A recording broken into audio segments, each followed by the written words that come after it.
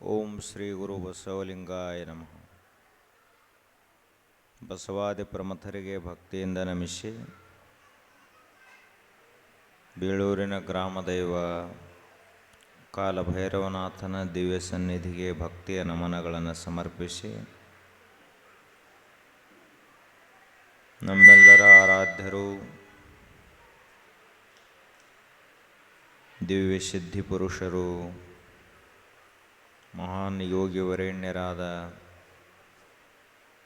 ಪರಮಪೂಜ್ಯ ಶ್ರೀಮನ್ನಿರಂಜನ ಪ್ರಣವ ಸ್ವರೂಪಿ ರಾಜಯೋಗಿ ಗುರುಬಸವ ಮಹಾಶಿವಗಳನ್ನು ಭಕ್ತಿಯಿಂದ ಸ್ಮರಿಸಿ, ಪರಮಪೂಜ್ಯ ಶ್ರೀಮನ್ನಿರಂಜನ ಪ್ರಣವ ಸ್ವರೂಪಿ ಚನ್ನಬಸವ ಮಹಾಶಿವಗಳನ್ನು ಭಕ್ತಿಯಿಂದ ಸ್ಮರಿಸಿ, ಜಾತ್ರಾ ಮಹೋತ್ಸವದ ನಿಮಿತ್ತವಾಗಿ ನಡೆಯುವಂತಹ ಈ ಕಾರ್ಯಕ್ರಮದ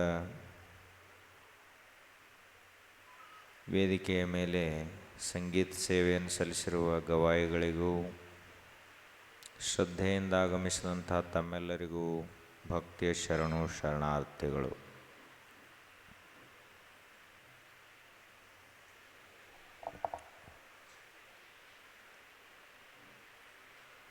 ಮನುಷ್ಯರಲ್ಲಿ ಸಾಮಾನ್ಯರು, ಮಧ್ಯಮ ಶಕ್ತಿಯನ್ನು ಉಳ್ಳಂಥವರು ಮತ್ತು ವಿಶೇಷ ವ್ಯಕ್ತಿಗಳು ಅಂಥೇಳಿ ಒಂದು 2-3 ವಿಭಾಗಗಳನ್ನು ಮಾಡ್ತಾರೆ. ಸಾಮಾನ್ಯವಾಗಿ ಲೋಕದ ರೀತಿ ನೀತಿಯಂತೆ ಬದುಕುವಂಥ ಜನ ಸಾಮಾನ್ಯ ವರ್ಗದವರು. ಅವರು ಪ್ರಯತ್ನ ಮಾಡಲಾರದೆ ತಮ್ಮ ಸಾಮಾನ್ಯ ಶಕ್ತಿಗೆ ಅನುಸರಿಸಿ ತಮ್ಮ ಜೀವನ ಯಾತ್ರೆಯನ್ನು ಮುಂದುವರಿಸ್ತಾ ಇರ್ತಾರೆ. ಈ ಜಗತ್ತಿನಲ್ಲಿ ಬಹುತೇಕ ಸಾಮಾನ್ಯ ಜನರೇ ಬಹಳ. ನಮಗ್ಯಾಕೆ ಬೇಕಾ ಸಾಹಸ? ನಾವೇನೆಲ್ಲರಿಗಿಂತ ವಿಶೇಷದೇವಿ? ನಮ್ಮ ಮುತ್ಯನೂ ಹಿಂಗೆ ಇದ್ದ, ನಮ್ಮ ಅಪ್ಪನೂ ಹಿಂಗೆ ಇದ್ದ, ನಾರೇ ಯಾಕೆ ಮುಂದೆ ಹೋಗಬೇಕು ಅನ್ನುವಂಥವರು ಸಾಮಾನ್ಯ ವರ್ಗದ ಜನ. ಇನ್ನು ಎರಡನೆಯದವರು ಮಧ್ಯಮ. ಇವರು ಸಾಮಾನ್ಯರಿಗಿಂತಲೂ ಸ್ವಲ್ಪ ಪ್ರಯತ್ನವನ್ನು ಮಾಡ್ತಾರೆ,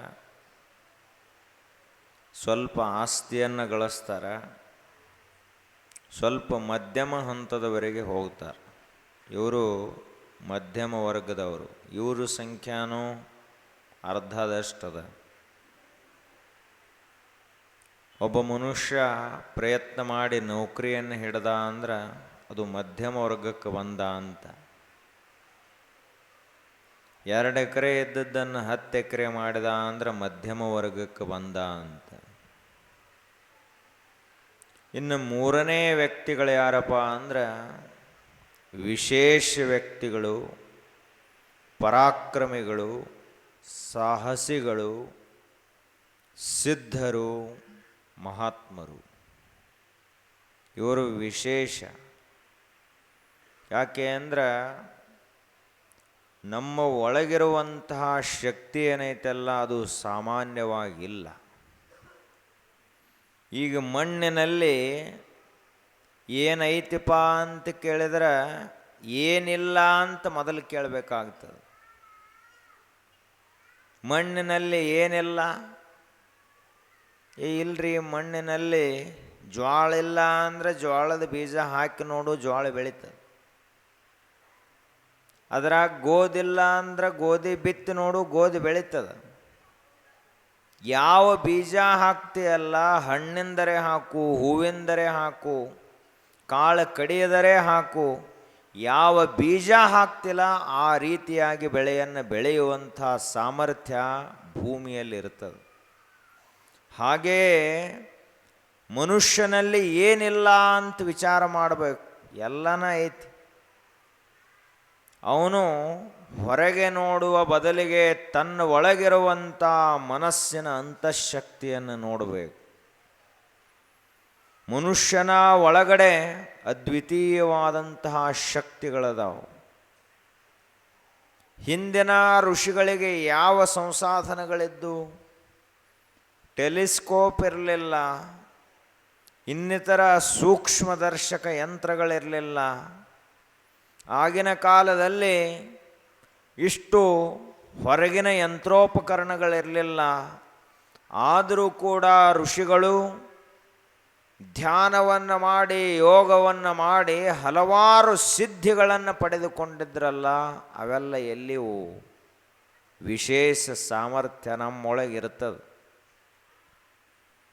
ಯೋಗದ ಸಿದ್ಧಿಗಳು ಹಲವಾರು. ಒಬ್ಬ ಮನುಷ್ಯ ಸರಿಯಾಗಿ ಪ್ರಯತ್ನವನ್ನು ಮಾಡಿದ ಅಂದರೆ ಯಾವ ಬೇಕಾದ ಸಿದ್ಧಿಯನ್ನು ಪಡೆಯಬಹುದು. ಆದರೆ ಅದಕ್ಕೆ ಮುಖ್ಯವಾಗಿ ಬೇಕಾದಂಥದ್ದು ಸಂಯಮ ಶಕ್ತಿ ಬೇಕು, ಮನೋನಿಗ್ರಹದ ಸಾಮರ್ಥ್ಯ ಬೇಕು. ತನ್ನ ಮೇಲೆ ತನಗೆ ಸಂಪೂರ್ಣ ನಿಯಂತ್ರಣ ಇತ್ತು ಅಂದರೆ ಇಡೀ ವಿಶ್ವದ ಮೇಲೆ ನಿಯಂತ್ರಣವನ್ನು ಸಾಧಿಸಬಹುದು. ಯಾಕೆ ಅಂದರೆ ನಮ್ಮೊಳಗಿರುವಂಥ ಅದ್ವಿತೀಯ ಶಕ್ತಿ ಅಂದರೆ ಮನಸ್ಸು. ಯಾವ ಮನುಷ್ಯನ ಮನಸ್ಸು ಅವನ ನಿಯಂತ್ರಣದಲ್ಲಿರ್ತೈತಲ್ಲ, ಅವನು ಇಡೀ ವಿಶ್ವವನ್ನೇ ನಿಯಂತ್ರಣ ಮಾಡುವಂಥ ಶಕ್ತನಾಗ್ತಾನೆ. ಹೀಗಾಗಿ ಈ ಮೂರು ಜನ ಒಟ್ಟಿನಲ್ಲಿ ಒಬ್ಬರು ಸಾಮಾನ್ಯದಾರ, ಇನ್ನೊಬ್ಬರು ಮಧ್ಯಮ ಹಂತದವರೆಗೆ ಬಂದಾರ, ಮೂರನೆಯದವರು ತಮ್ಮ ಮಾನವೀಯ ಇತಿಮಿತಿಗಳನ್ನು ಮೀರಿ ವಿಶೇಷ ವ್ಯಕ್ತಿಗಳಾಗ್ಯಾರ, ಸಿದ್ಧರಾಗ್ಯಾರ. ಈ ವಿಶ್ವ ಸಾಮಾನ್ಯರನ್ನು ನೆನಪಿಡಂಗಿಲ್ಲ. 10ರಲ್ಲಿ 11. ಈಗಿಷ್ಟು ಜನ ಎಲ್ಲ ಈ ಊರಲ್ಲಿ ಅದಾರಂದ್ರೆ ಇನ್ನೊಂದು 100 ವರ್ಷದ ನಂತರ ಈ ಊರಲ್ಲಿ ಯಾರ ಹೆಸರು ನೆನಪಿಡ್ತಾರಪ್ಪ ಅಂದ್ರೆ, ಯಾರು ಈ ಊರಿಗಾಗಿ ದುಡಿದು ಹೋಗಿರ್ತಾರಲ್ಲ ಅಂಥ ವಿಶೇಷ ವ್ಯಕ್ತಿಗಳ ಹೆಸರನ್ನು ನೆನಪಿಡ್ತಾವ್ರು. ಉಳಿದವ್ರ ಹೆಸರು ನೆನಪಿಡಂಗಿಲ್ಲ. ಆದ್ದರಿಂದ ನಾವೇನಾಗಬೇಕು? ಸಾಹಸಿಗಳಾಗಬೇಕು, ಪ್ರಯತ್ನ ಮಾಡಬೇಕು, ಪರಾಕ್ರಮಿಗಳಾಗಬೇಕು. ಯಾವ ಮನುಷ್ಯ ಅಂಜಿ ಕೂಡ್ತಾನಲ್ಲ ಅವನಿಂದ ಯಾವ ಸಾಧನೆಯೂ ಆಗೋದಿಲ್ಲ. ಯಾವ ಮನುಷ್ಯನಲ್ಲಿ ಧೈರ್ಯ ಸ್ಥೈರ್ಯಗಳಿರ್ತಾವಲ್ಲ ಅವನು ತನ್ನ ಜೀವನ ಅಷ್ಟೇ ಅಲ್ಲ, ಲಕ್ಷಾಂತರ ಜನರ ಹಣೆ ಬರಹವನ್ನು ಬದಲಿಸುವಂಥ ಸಾಮರ್ಥ್ಯ ಅವನಿಗಿರ್ತದೆ. ಹೀಗಾಗಿ ಮನುಷ್ಯ ಧೈರ್ಯವನ್ನು ಕಳೆದುಕೊಳ್ಳಬಾರದು, ಸ್ಥಿರತೆಯನ್ನು ಬಿಟ್ಟುಕೊಡಬಾರದು. ಜೀವನದ ಯಾತ್ರೆಯಲ್ಲಿ ಮುನ್ನುಗ್ಗುತ್ತಾನೆ ಇರಬೇಕು. ಆವಾಗ ಅವನಿಂದ ಏನಾದರೂ ಒಂದು ಹೊಸ ಕೊಡುಗೆ, ಒಂದು ಉಪಕಾರ ಈ ವಿಶ್ವಕ್ಕೆ ಆಗುತ್ತದೆ. ನಾವೇನಾಗಬೇಕು ಅಂದ್ರೆ ವಿಶೇಷ ವ್ಯಕ್ತಿಗಳಾಗಬೇಕು. ಹಾಗೆ ನಾವೆಲ್ಲ ನೋಡ್ತಾ ಇರುವಂತಹ ಗುರುವಿನ ಚರಿತ್ರೆ, ಗುರುಬಸವ ಮಹಾಶಿವಯೋಗಿಗಳ ಈ ಚರಿತ್ರೆ ಯಾಕೆ ಚರಿತ್ರೆಯಾಗಿ ದಾಖಲಾಯಿತು, ಯಾಕೆ ಜನ ಅವರನ್ನು ಆರಾಧಿಸ್ತಾರ ಅಂತ ಕೇಳಿದರೆ, ಅವರು ಮಾನವೀಯ ಇತಿಮಿತಿಗಳನ್ನು ಮೀರಿ ದೇವ ಸಮಾನವಾಗಿ ಬೆಳೆದಂತಹ ಯೋಗಿಗಳು, ಅಷ್ಟಮಹಾ ಸಿದ್ಧಿಗಳನ್ನು ಪಡೆದಂಥ ಸಿದ್ಧಿ ಪುರುಷರು. ಅಂಥವರು ಈ ಲೋಕಕ್ಕೆ ಉಪಕಾರವನ್ನು ಮಾಡಿದರು, ಮಾನವೀಯ ಇತಿಮಿತಿಗಳನ್ನು ಮೀರಿ ಬೆಳೆದರು. ಹೀಗಾಗಿ ಅವರ ಚರಿತ್ರೆಯನ್ನು ನಾವು 100 ವರ್ಷ ಕಳೆದರೂ ಕೂಡ ಇನ್ನೂ ನೋಡ್ತಾ ಇದ್ದೀವಿ, ಕೇಳ್ತಾ ಇದ್ದೀವಿ, ಓದ್ತಾ ಇದ್ದೀವಿ, ತಿಳ್ಕೊಳ್ತಾ ಇದ್ದೀವಿ. ಯಾಕೆ ಅಂದ್ರೆ ಮಹಾತ್ಮರ ಚರಿತ್ರೆ ಅಜರಾಮರವಾಗಿರ್ತದೆ. ಮಹಾತ್ಮರು ಎಂದಿಗೂ ಸಾಯುವುದಿಲ್ಲ. ಎಮ್ಮವರು ಸಾವನರಿಯರು, ಎಮ್ಮವರಿಗೆ ಸಾವಿಲ್ಲ ಅಂತ ಶರಣರು. ಸಾವು ಅನ್ನೋದು ಸಾಮಾನ್ಯರಿಗಿರ್ತದ, ಮಹಾತ್ಮರಿಗೆ ಸಾವಿಲ್ಲ. ಮಹಾತ್ಮರಿಗೆ ಮುಪ್ಪು ವಯಸ್ಸಾಗ್ತದಂತ ಹಿಂಗೆಲ್ಲ. ಅವರು ಯಾವಾಗಲೂ ಕೂಡ ಚೈತನ್ಯಶೀಲರಾಗಿ ವಿಶ್ವವನ್ನು ಬೆಳಗುವಂಥವರು. ಅಂಥ ಮಹಾನ್ ಪರಮ ಪೂಜ್ಯರು ಗುರುಬಸವ ಮಹಾಶಿವಯೋಗಿಗಳವರು ಸಿಂದಗಿಯ ವಿರಕ್ತ ಮಠದಲ್ಲಿ ತಮ್ಮ ಆಧ್ಯಾತ್ಮಿಕ ಯಾತ್ರೆಯನ್ನು ಪ್ರಾರಂಭ ಮಾಡಿದರು. ಅಲ್ಲಿನಿಂದ ಷಣ್ಮುಖ ಸ್ವಾಮಿಗಳ ಮಾರ್ಗದರ್ಶನದಲ್ಲಿ ಅವರ ಸೇವೆಯನ್ನು ಮಾಡ್ತಾ, ನಿರಂತರವಾಗಿ ಶಿವಚಿಂತನೆಯನ್ನು ಮಾಡ್ತಾ, ಒಬ್ಬ ಯೋಗಿ ಯಾವ ರೀತಿಯಾಗಿ ಬೆಳೆಯಬೇಕು, ಹೇಗೆ ಒಬ್ಬ ಪ್ರಾಪಂಚಿಕನ ಗುಣಲಕ್ಷಣಗಳು ಯಾವ ರೀತಿ ಇರಬೇಕು ಅಂತದ, ಒಬ್ಬ ಪ್ರಾಪಂಚಿಕ ಮನುಷ್ಯ ಯಾವ ರೀತಿಯಾಗಿರಬೇಕು, ಒಬ್ಬ ವಿದ್ಯಾರ್ಥಿ ಯಾವ ರೀತಿಯಾಗಿರಬೇಕು, ಒಬ್ಬ ಶಿಕ್ಷಕ ಯಾವ ರೀತಿಯಾಗಿರಬೇಕು, ಒಬ್ಬ ಗೃಹಿಣಿ ಮಹಿಳೆ ಯಾವ ರೀತಿಯಾಗಿರಬೇಕು, ಒಬ್ಬ ನಾಯಕ ಯಾವ ರೀತಿಯಾಗಿರಬೇಕು, ಅದೇ ರೀತಿಯಾಗಿ ಒಬ್ಬ ಯೋಗಿ ಯಾವ ರೀತಿಯಾಗಿರಬೇಕು ಅನ್ನುವುದಕ್ಕೆ ಲಕ್ಷಣಗಳದಾವು, ಅರ್ಹತೆಗಳದಾವು. ಅವನಿಗೆ ತನ್ನದೇ ಆದಂಥ ಸಾಧನೆ ಸಿದ್ಧಿಗಳ ದಿವ್ಯವಾದಂಥ ಗುರಿಗಳು, ಬದುಕಿಗೆ ಒಂದು ಉದ್ದೇಶ, ಇಡೀ ಲೋಕವನ್ನು ಉದ್ಧಾರ ಮಾಡುವಂಥ ದಿವ್ಯ ಶಕ್ತಿ ಸಾಮರ್ಥ್ಯಗಳ ಲಕ್ಷ್ಯ ಅವನಿಗಿರಬೇಕು.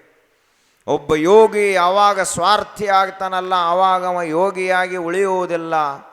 ಒಬ್ಬ ಸನ್ಯಾಸಿ ಯಾವಾಗ ಸ್ವಾರ್ಥಿ ಆಗ್ತಾನಲ್ಲ ಆವಾಗ ಅವನಿಂದ ಲೋಕ ಕಲ್ಯಾಣ ಸಾಧ್ಯ ಇಲ್ಲ.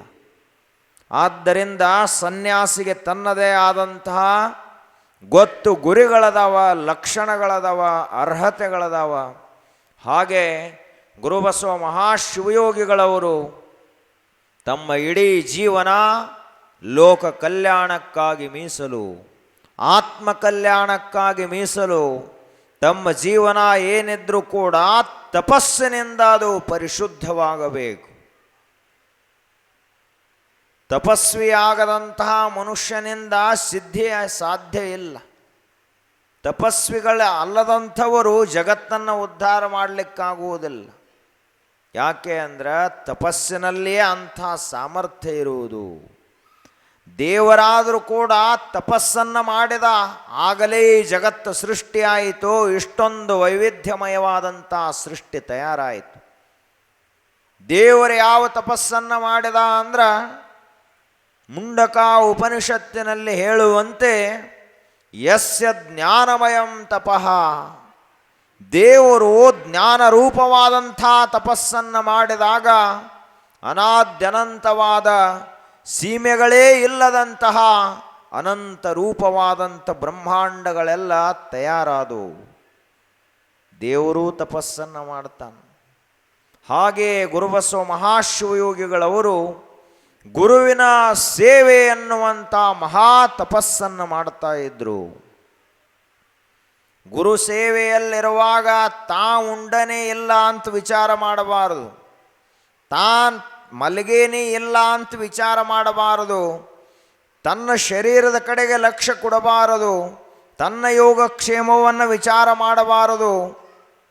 ಹೇಗಿರಬೇಕು ಅಂತ ಕೇಳಿದ್ರೆ ಗುರುವಿನ ಸೇವೆಯಲ್ಲಿರುವಾಗ ಗುರುವೇ ಪ್ರತ್ಯಕ್ಷ ಪರಬ್ರಹ್ಮ, ಗುರುವೇ ಪ್ರತ್ಯಕ್ಷ ದೇವರು ಅಂತ ತಿಳಿದುಕೊಂಡು ಒಬ್ಬ ಶಿಷ್ಯನಾದಂಥವನು, ಭಕ್ತನಾದಂಥವನು ಸೇವೆಯನ್ನು ಮಾಡಬೇಕು. ಯಾಕೆ ಅಂದ್ರೆ ಗುರು ಸೇವೆಯನ್ನು ಮಾಡುವ ಅವಧಿಯಲ್ಲಿ ಅವನೇನಾದರೂ ಸ್ವಾರ್ಥಿಯಾದ ಅಂದ್ರೆ, ಆ ಮನುಷ್ಯನೇನಾದರೂ ಕೂಡ ತನ್ನ ಬಗ್ಗೆ ಲಕ್ಷ್ಯವನ್ನು ಇಟ್ಟುಕೊಂಡ ಅಂದ್ರೆ ದೇವ ಸಾಮ್ರಾಜ್ಯವನ್ನು ಪ್ರವೇಶ ಮಾಡಲಿಕ್ಕಾಗುವುದಿಲ್ಲ. ಅವನು ಗುರುವನ್ನು ಸರಿಯಾದ ರೀತಿಯಿಂದ ಸೇವಾ ಮಾಡಲಿಕ್ಕಾಗುವುದಿಲ್ಲ. ಗುರು ಸೇವೆ ಅನ್ನುವಂಥದ್ದು ಪರಮಾತ್ಮನ ಸೇವೆ. ಗುರುವೇ ಸಾಕ್ಷಾತ್ ಪರಬ್ರಹ್ಮ ಅಂತ ಭಾವಿಸಿ ಸೇವೆಯನ್ನು ಮಾಡಬೇಕು. ಯಾಕೆ ಅಂದ್ರೆ ಗುರುವಿನಲ್ಲಿ ಅಂತಹ ಶಕ್ತಿ ಸಾಮರ್ಥ್ಯಗಳ ಅಡಗಿರ್ತಾವೆ. ಹಾಗೆ ಷಣ್ಮುಖ ಸ್ವಾಮಿಗಳು ಸಾಕ್ಷಾತ್ ದೇವರು ಅಂತ ತಿಳ್ಕೊಂಡು ಜೀವಪ್ಪ ಸೇವೆಯನ್ನು ಮಾಡ್ತಾ ಇದ್ರು. ಇಷ್ಟೆಲ್ಲ ಆದ ನಂತರ 18-20 ವರ್ಷ ವಯಸ್ಸು. ಆಗ ಷಣ್ಮುಖ ಸ್ವಾಮಿಗಳು ಹೇಳಿದರು, ಇನ್ನು ಮುಂದೆ ನೀನು ಇಲ್ಲೇ ಇರಬಾರದಪ್ಪ. ಯಾಕೆ ಅಂದ್ರೆ ಒಂದು ಸಸಿ ಕುಂಡಲದಲ್ಲೇ ಇದ್ದರೆ ಬೆಳೆಯಂಗಿಲ್ಲ. ಸಸಿ ಎಲ್ಲಿಗೆ ಹೋಗ್ಬೇಕದು? ಹೊಲಕ್ಕೆ ಹೋಗಬೇಕು. ಹೊಲದಾಗ ಅದು ಹೋಗಿ ನೆಲದಾಗ ಕುಂತು ಅಂದ್ರೆ ಆವಾಗ ಬೆಳೀತದೆ. ಹಾಗೆ ಒಬ್ಬ ಯೋಗಿ ಕೂಡ ಬೆಳೆಯಬೇಕು ಅಂದ್ರೆ ಬರೇ ಇದ್ದಂಥ ಒಂದು ಮಠದಲ್ಲಿದ್ದರೆ ಬೆಳೆಯಂಗಿಲ್ಲ. ಮುಕ್ತವಾದಂಥ ಪ್ರಪಂಚಕ್ಕೆ ಬರಬೇಕು. ಲೋಕ ಸಂಗ್ರಹದ ದೀಕ್ಷೆಯನ್ನು ತೆಗೆದುಕೊಳ್ಳಬೇಕು. ಅವಾಗೇನಾದರೂ ಬೆಳಿಲಿಕ್ಕೆ ಸಾಧ್ಯ ಆಗ್ತದೆ. ಆಗ ತಮ್ಮ ಗುರುವಿಗೆ ನಮಸ್ಕಾರ ಮಾಡಿ ಮುಂದೆ ನಾನು ಏನು ಮಾಡಬೇಕು ಅಂತ ಕೇಳಿದಾಗ, ನೀನು ಸಂಖ ಗ್ರಾಮಕ್ಕೆ ಹೋಗು, ಅಲ್ಲಿ ಆವುಗೆಯ ಸ್ವಾಮಿಗಳು ಅಂತದಾರ, ಅವ್ರು ಹೆಂಗೆ ಹೇಳ್ತಾರೆ ಹಂಗೆ ಕೇಳ್ಕೊಂಡು ಅವ್ರ ಸೇವಾ ಮಾಡು ಅಂತ ಷಣ್ಮುಖ ಸ್ವಾಮಿಗಳು ಹೇಳಿದರು. ಆಗ ಜೀವಪ್ಪ ತನ್ನ ಗೆಳೆಯನಾದಂಥ ರಾಚಪ್ಪನನ್ನು ಕರೆದುಕೊಂಡು ಸಂಖ ಗ್ರಾಮಕ್ಕೆ ಬಂದ. ಅಲ್ಲಿ ಒಂದು ಮಠ, ಆ ಮಠದಲ್ಲಿ ಆವುಗೆಯ ಸ್ವಾಮಿಗಳು ಅವರ ಸೇವೆಯನ್ನು ಮಾಡ್ತಾ ಮಾಡ್ತಾ ದಿನ ಕಳೀತಾ ಇತ್ತು. ಅಲ್ಲಿಯೂ ಕೂಡ ಆಪ್ತ ಅಂಗಸ್ಥಾನ ಸದ್ಭಾವ ರೂಪವಾದಂಥ ಚತುರ್ವಿಧ ಸೇವೆಯನ್ನು ಈ ಜೀವಪ್ಪ ಮಾಡ್ತಾ ಇದ್ದ. ಸೇವೆಯನ್ನು ಮಾಡುವಂಥ ಸಮಯದಲ್ಲಿ ಆಲಸಿಯಾಗಿರಬಾರದು, ಕ್ರಿಯಾಶೀಲನಾಗಿರಬೇಕು, ಮೈಯೆಲ್ಲ ಕಣ್ಣಾಗಿರಬೇಕು. ಯಾಕೆ ಅಂದ್ರೆ ನಾವು ಸೇವಾ ಮಾಡ್ತಾ ಇರುವುದು ಮನುಷ್ಯರದಲ್ಲ, ಪರಮಾತ್ಮನ ಸೇವೆಯನ್ನು ಮಾಡ್ತೀವಿ ಅಂತ ಭಾವ ಇರಬೇಕಾಗ್ತದೆ. ಈಗೆಲ್ಲ ತಾವಿಲ್ಲಿ ಮಠಕ್ಕೆ ಬಂದ ಸೇವೆಯನ್ನು ಮಾಡ್ತಿರಲ್ಲ, ಇದು ಯಾರ ಸೇವಾ? ಇದು ಮನುಷ್ಯರ ಸೇವೆಯಲ್ಲ, ಸಾಮಾನ್ಯವಾದಂಥ ಲೌಕಿಕ ಕೆಲಸ ಅಲ್ಲ. ಇಲ್ಲಿ ಬಂದು ನೀವು ಕಸ ಹೊಡೆದರೂ ಕೂಡ ಅದು ಸಾಕ್ಷಾತ್ ದೇವರ ಗುಡಿಯನ್ನು ಕಸ ಹೊಡೆದಕ್ಕೆ ಸಮಾನ. ಅಂತಹ ಶಕ್ತಿ ಇರ್ತದೆ, ಅಂತಹ ಸಾಮರ್ಥ್ಯ ಇರ್ತದೆ. ಹೀಗಾಗಿ ಸೇವೆಯನ್ನು ಮಾಡ್ತಾ ಇದ್ರು. ಮುಂಜಾನೆಯಿಂದ ಸಂಜೆಯವರೆಗೂ ಮಠ ಸ್ವಚ್ಛ ಮಾಡುವುದು, ಆಕಳುಗಳಿಗೆ ಎತ್ತುಗಳಿಗೆ ಮೇವ ನೀರ ವ್ಯವಸ್ಥೆ ಮಾಡುವುದು, ಹೊಲಕ್ಕೆ ನೀರುಣಿಸುವುದು, ಇಷ್ಟೆಲ್ಲ ಸೇವೆಯನ್ನು ಮಾಡಿ ಮೊದಲಿನಿಂದಲೇ ಗುರುಬಸವ ಮಹಾಶಿವಯೋಗಿಗಳವರಿಗೆ ಒಂದು ಹವ್ಯಾಸ ಏನಪ್ಪ ಅಂದ್ರೆ ಶಕ್ತಿ ಸಾಧನೆ. ಮನುಷ್ಯ ಅಂದ್ರೆ ಗಟ್ಟಿ ಮುಟ್ಟಾಗಿರಬೇಕು, ತಾಕತ್ವಾನಿರಬೇಕು, ಬಲಿಷ್ಠ ಇರಬೇಕು. ಅವನ 4 ಮಂದಿ ಹೊತ್ಕೊಂಡು ಹೋಗಂಗಿರಬಾರ್ದ, ಅವ 4 ಮಂದಿನ ಎತ್ತಂಗೆ ಅಟ್ಟು ಗಟ್ಟಿ ಮುಟ್ಟಾಗಿರಬೇಕು. ಆದ್ದರಿಂದ ಶಕ್ತಿಯೇ ದೇವರು. ಶಕ್ತಿ ಇಲ್ಲ ಅಂದರೆ ಏನದ? ನಾಯಮಾತ್ಮ ಬಲಹೀನೇನ ಲಭ್ಯ ನ ಬಹುನಾ ಶ್ರುತೇನ ನ ಪ್ರವಚನೇನ ನ ಮೇಧಯಾ ನ ಬಹುನಾ ಶ್ರುತೇನ ಯಮೈವೇಶ ವೃಣುತೆ ತೇನ ಆತ್ಮ ಸಮ್ಯಕ್ ಜ್ಞಾನೇನ ಬ್ರಹ್ಮಚರ್ಯೇಣ ನಿತ್ಯಂ. ಉಪನಿಷತ್ ಹೇಳ್ತದ, ಬಲಹೀನ ಇದ್ದ ಅಂದ್ರೆ ಯಾವ ಮನುಷ್ಯ ಸಾಮಾನ್ಯ ವಿಷಯಗಳಿಗೆ ಸೋಲ್ತಾನಲ್ಲ ಅವನಿಗೆ ಹೆಂಗೆ ಆತ್ಮ ಸಾಕ್ಷಾತ್ಕಾರ ಆಗ್ತದ? ಯಾವ ಮನುಷ್ಯ 2 ರೊಕ್ಕಕ್ಕೆ ಸೋಲ್ತಾನ, ಯಾವ ಮನುಷ್ಯ 1 ತುತ್ತ ಅನ್ನಕ್ಕೆ ಸೋಲ್ತಾನ, ಯಾವ ಮನುಷ್ಯ ಸಾಮಾನ್ಯವಾದಂಥ ಆಮಿಷಗಳಿಗೆ ಸೋಲ್ತಾನಲ್ಲ ಅವನಿಗೆ ಹೆಂಗೆ ಮೋಕ್ಷ ಆಗ್ತದ, ಅವನಿಗೆ ಹೆಂಗೆ ದೇವರ ದರ್ಶನ ಆಗ್ತದ ಅಂತ ಉಪನಿಷತ್ಕಾರರು ಕೇಳ್ತಾರೆ. ನ ಮೇಧಯ, ಬೇಕಾದಷ್ಟು ಶಾಣೆ ಇರಬಹುದು, ಆದರೆ ನೀ ಸೋತಿ ಅಂದರೆ ನಿನಗೆ ಮೋಕ್ಷ ಇಲ್ಲ. ನಾಯಮಾತ್ಮ ಬಲಹೀನೇನ ಲಭ್ಯ. ಹಾಗಾದ್ರೆ ಯಾರಿಗೆ ಆತ್ಮದರ್ಶನ ಆಗ್ತದ, ಯಾರಿಗೆ ಪರಮಾನಂದ ಪ್ರಾಪ್ತವಾಗ್ತದಂತ ಕೇಳಿದರೆ, ಯಾವನಲ್ಲಿ ಅಂತಹ ಬಲ ಅದಲ್ಲ ಅವನಿಗೆ ಮಾತ್ರ ಮೋಕ್ಷ ಪ್ರಾಪ್ತಿ, ಉಳಿದವರಿಗೆ ಇಲ್ಲ. ಹೀಗಾಗಿ ಜೀವಪ್ಪನವರು ಅಷ್ಟೆಲ್ಲ ಸೇವಾ ಮಾಡಿ ಸಮಯ ಉಳಿತಿತ್ತಲ್ಲ, 2 ತಾಸು ಸಮಯದಲ್ಲಿ ಗರಡಿ ಮನೆಗೆ ಹೋಗಿ ತಾಲೀಮ್ ಕೊಲೆಗೆ ಹೋಗಿ ತಾಲೀಮ್ ತೆಗೆದು ಕುಸ್ತಿ ಹಿಡಿದ ಚೀಲ ನೆಗಿವೆ ಗುಂಡ ಎತ್ತಿ ಪೈಲ್ವಾನಿಕೆಯನ್ನು ಮಾಡ್ತಾ ಇದ್ರಲ್ಲ, ಇದು ಅವರ ದಿವ್ಯವಾದಂಥ ಶಕ್ತಿಯ ವ್ಯಕ್ತಿತ್ವ, ದಿವ್ಯವಾದಂಥ ಯೋಗಿಗಳ ವ್ಯಕ್ತಿತ್ವ. ನಮ್ಮ ಭಾರತ ದೇಶದಲ್ಲಿ ಆಗಿ ಹೋದಂಥ ಅದ್ವಿತೀಯ ಸನ್ಯಾಸಿಗಳು ಯಾರಪ್ಪ ಅಂದ್ರೆ ಸ್ವಾಮಿ ದಯಾನಂದ ಸರಸ್ವತಿಯವರು, ಆರ್ಯ ಸಮಾಜದ ಸಂಸ್ಥಾಪಕರು. ಅವರು ಬಹಳ ಬಲಿಷ್ಠರಾದಂಥ ಸನ್ಯಾಸಿಗಳು. ಅವರು ಹೇಳ್ತಾ ಇದ್ದರು, ಅವರ ಹತ್ತಿರ ಯಾರಾದರೂ ನಾ ಸನ್ಯಾಸಿ ಆಗಬೇಕು ಅಂತ ಬಂದರು ಅಂದ್ರೆ ಅವರಿಗೆ ದಯಾನಂದ ಸರಸ್ವತಿ ಅವರು ಹೇಳ್ತಾ ಇದ್ದರು, ನೀನು ಸನ್ಯಾಸಿ ಆಗಬೇಕಂದ್ರೆ ಮೊದಲ 2-3 ಲೀಟ್ರ್ ಹಾಲು ಕುಡಿಬೇಕು, ಆ ಬಳಿಕ 10 ಕಿಲೋಮೀಟ್ರ್ ಓಡಿ ಬರಬೇಕು, ನಿನಗೆ ತೇಕ್ ಹತ್ತಲಿಲ್ಲ ಅಂದ್ರೆ ಸನ್ಯಾಸಿ ಮಾಡ್ತೀನಿ ಅಂತ ದಯಾನಂದ ಸರಸ್ವತಿ ಅವರು. ಯಾಕೆ ಅಂದ್ರೆ ಸನ್ಯಾಸಿಯಲ್ಲಿ ಬಲ ಬಹಳ ಬೇಕಾಗ್ತದ.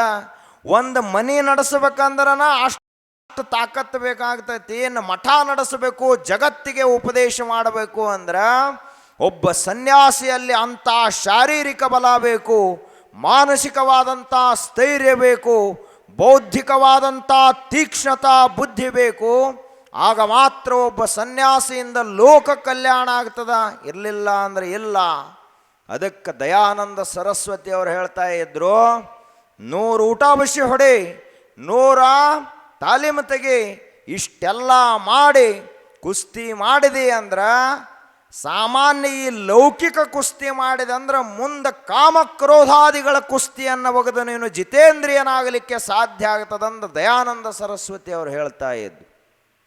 ಅದಕ್ಕೆ ಸನ್ಯಾಸಿ ಆಗೋದು ಅಂದ್ರೆ ಚುನುಮುರಿ ತಿಂದಂಥ ಕೆಲಸ ಅಲ್ಲ, ಗಟ್ಟಿಯಾದಂಥ ತಾಲೀಮಿನ ಕೆಲಸದ.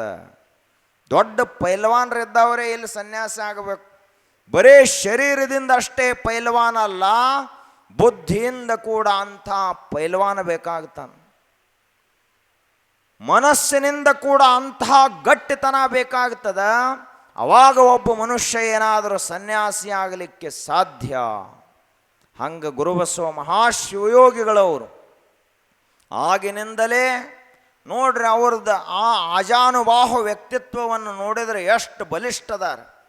ಬರೇ ಅವರು ಒಂದು ಫೋಟೋ ಸಾಕು ನಿಮ್ಮ ಮನೆಯಾಗಿದ್ರೆ ಯಾವ ಬ್ರಹ್ಮ ರಾಕ್ಷಸ ಸಹಿತ ನಿಮ್ಮ ಮನೆಗೆ ಭೇಟಿ ಕೊಡಂಗಿಲ್ಲ. ಅಂತಹ ಘನವಾದ ವ್ಯಕ್ತಿತ್ವ, ರಾಜ ತೇಜ ಅಂತ ಕರೀತಾರೆ ಅದಕ್ಕೆ. ಅವರು ಮುಖ ನೋಡಿದ್ರನ ಸಾಕು, ಇನ್ನೇನಪ್ಪ ಜೀವನಾನ ಮುಗಿದು ಹೋತು ಅನ್ನುವಂಥ ವ್ಯಕ್ತಿ ಕೂಡ ಸಿಡಿಲಿನಂತೆ ಎದ್ದು ಬರಬೇಕು, ಅಂಥ ಧೈರ್ಯ ಸ್ಥೈರ್ಯಗಳು ಬರ್ತಾವೆ. ಅಂತಹ ಒಂದು ಘನವಾದ ವ್ಯಕ್ತಿತ್ವ ಅವ್ರದ್ದು. ಅದು ಅದರಿಂದ ಸಾಧ್ಯ ಆಗ್ತದಂದ್ರೆ, ಒಬ್ಬ ಮನುಷ್ಯನಲ್ಲಿ ಹುಟ್ಟಿನಿಂದ ಅಖಂಡ ಬ್ರಹ್ಮಚಾರಿಯಾಗಿ ಒಬ್ಬ ವ್ಯಕ್ತಿ ಇದ್ದ ಅಂದ್ರೆ ಅವನು ಸಾಕ್ಷಾತ್ ದೇವರಷ್ಟು ಶಕ್ತಿ ಅವನಿಗೆ ಬರ್ತದೆ. ಇಡೀ ವಿಶ್ವದಲ್ಲಿರುವಂಥ ಸಮಸ್ತ ಸಾಧನೆಗಳಲ್ಲೆಲ್ಲ ಶ್ರೇಷ್ಠ ಸಾಧನ ಯಾವುದು ಅಂದ್ರೆ ಬ್ರಹ್ಮಚರ್ಯದ ಸಾಧನೆ.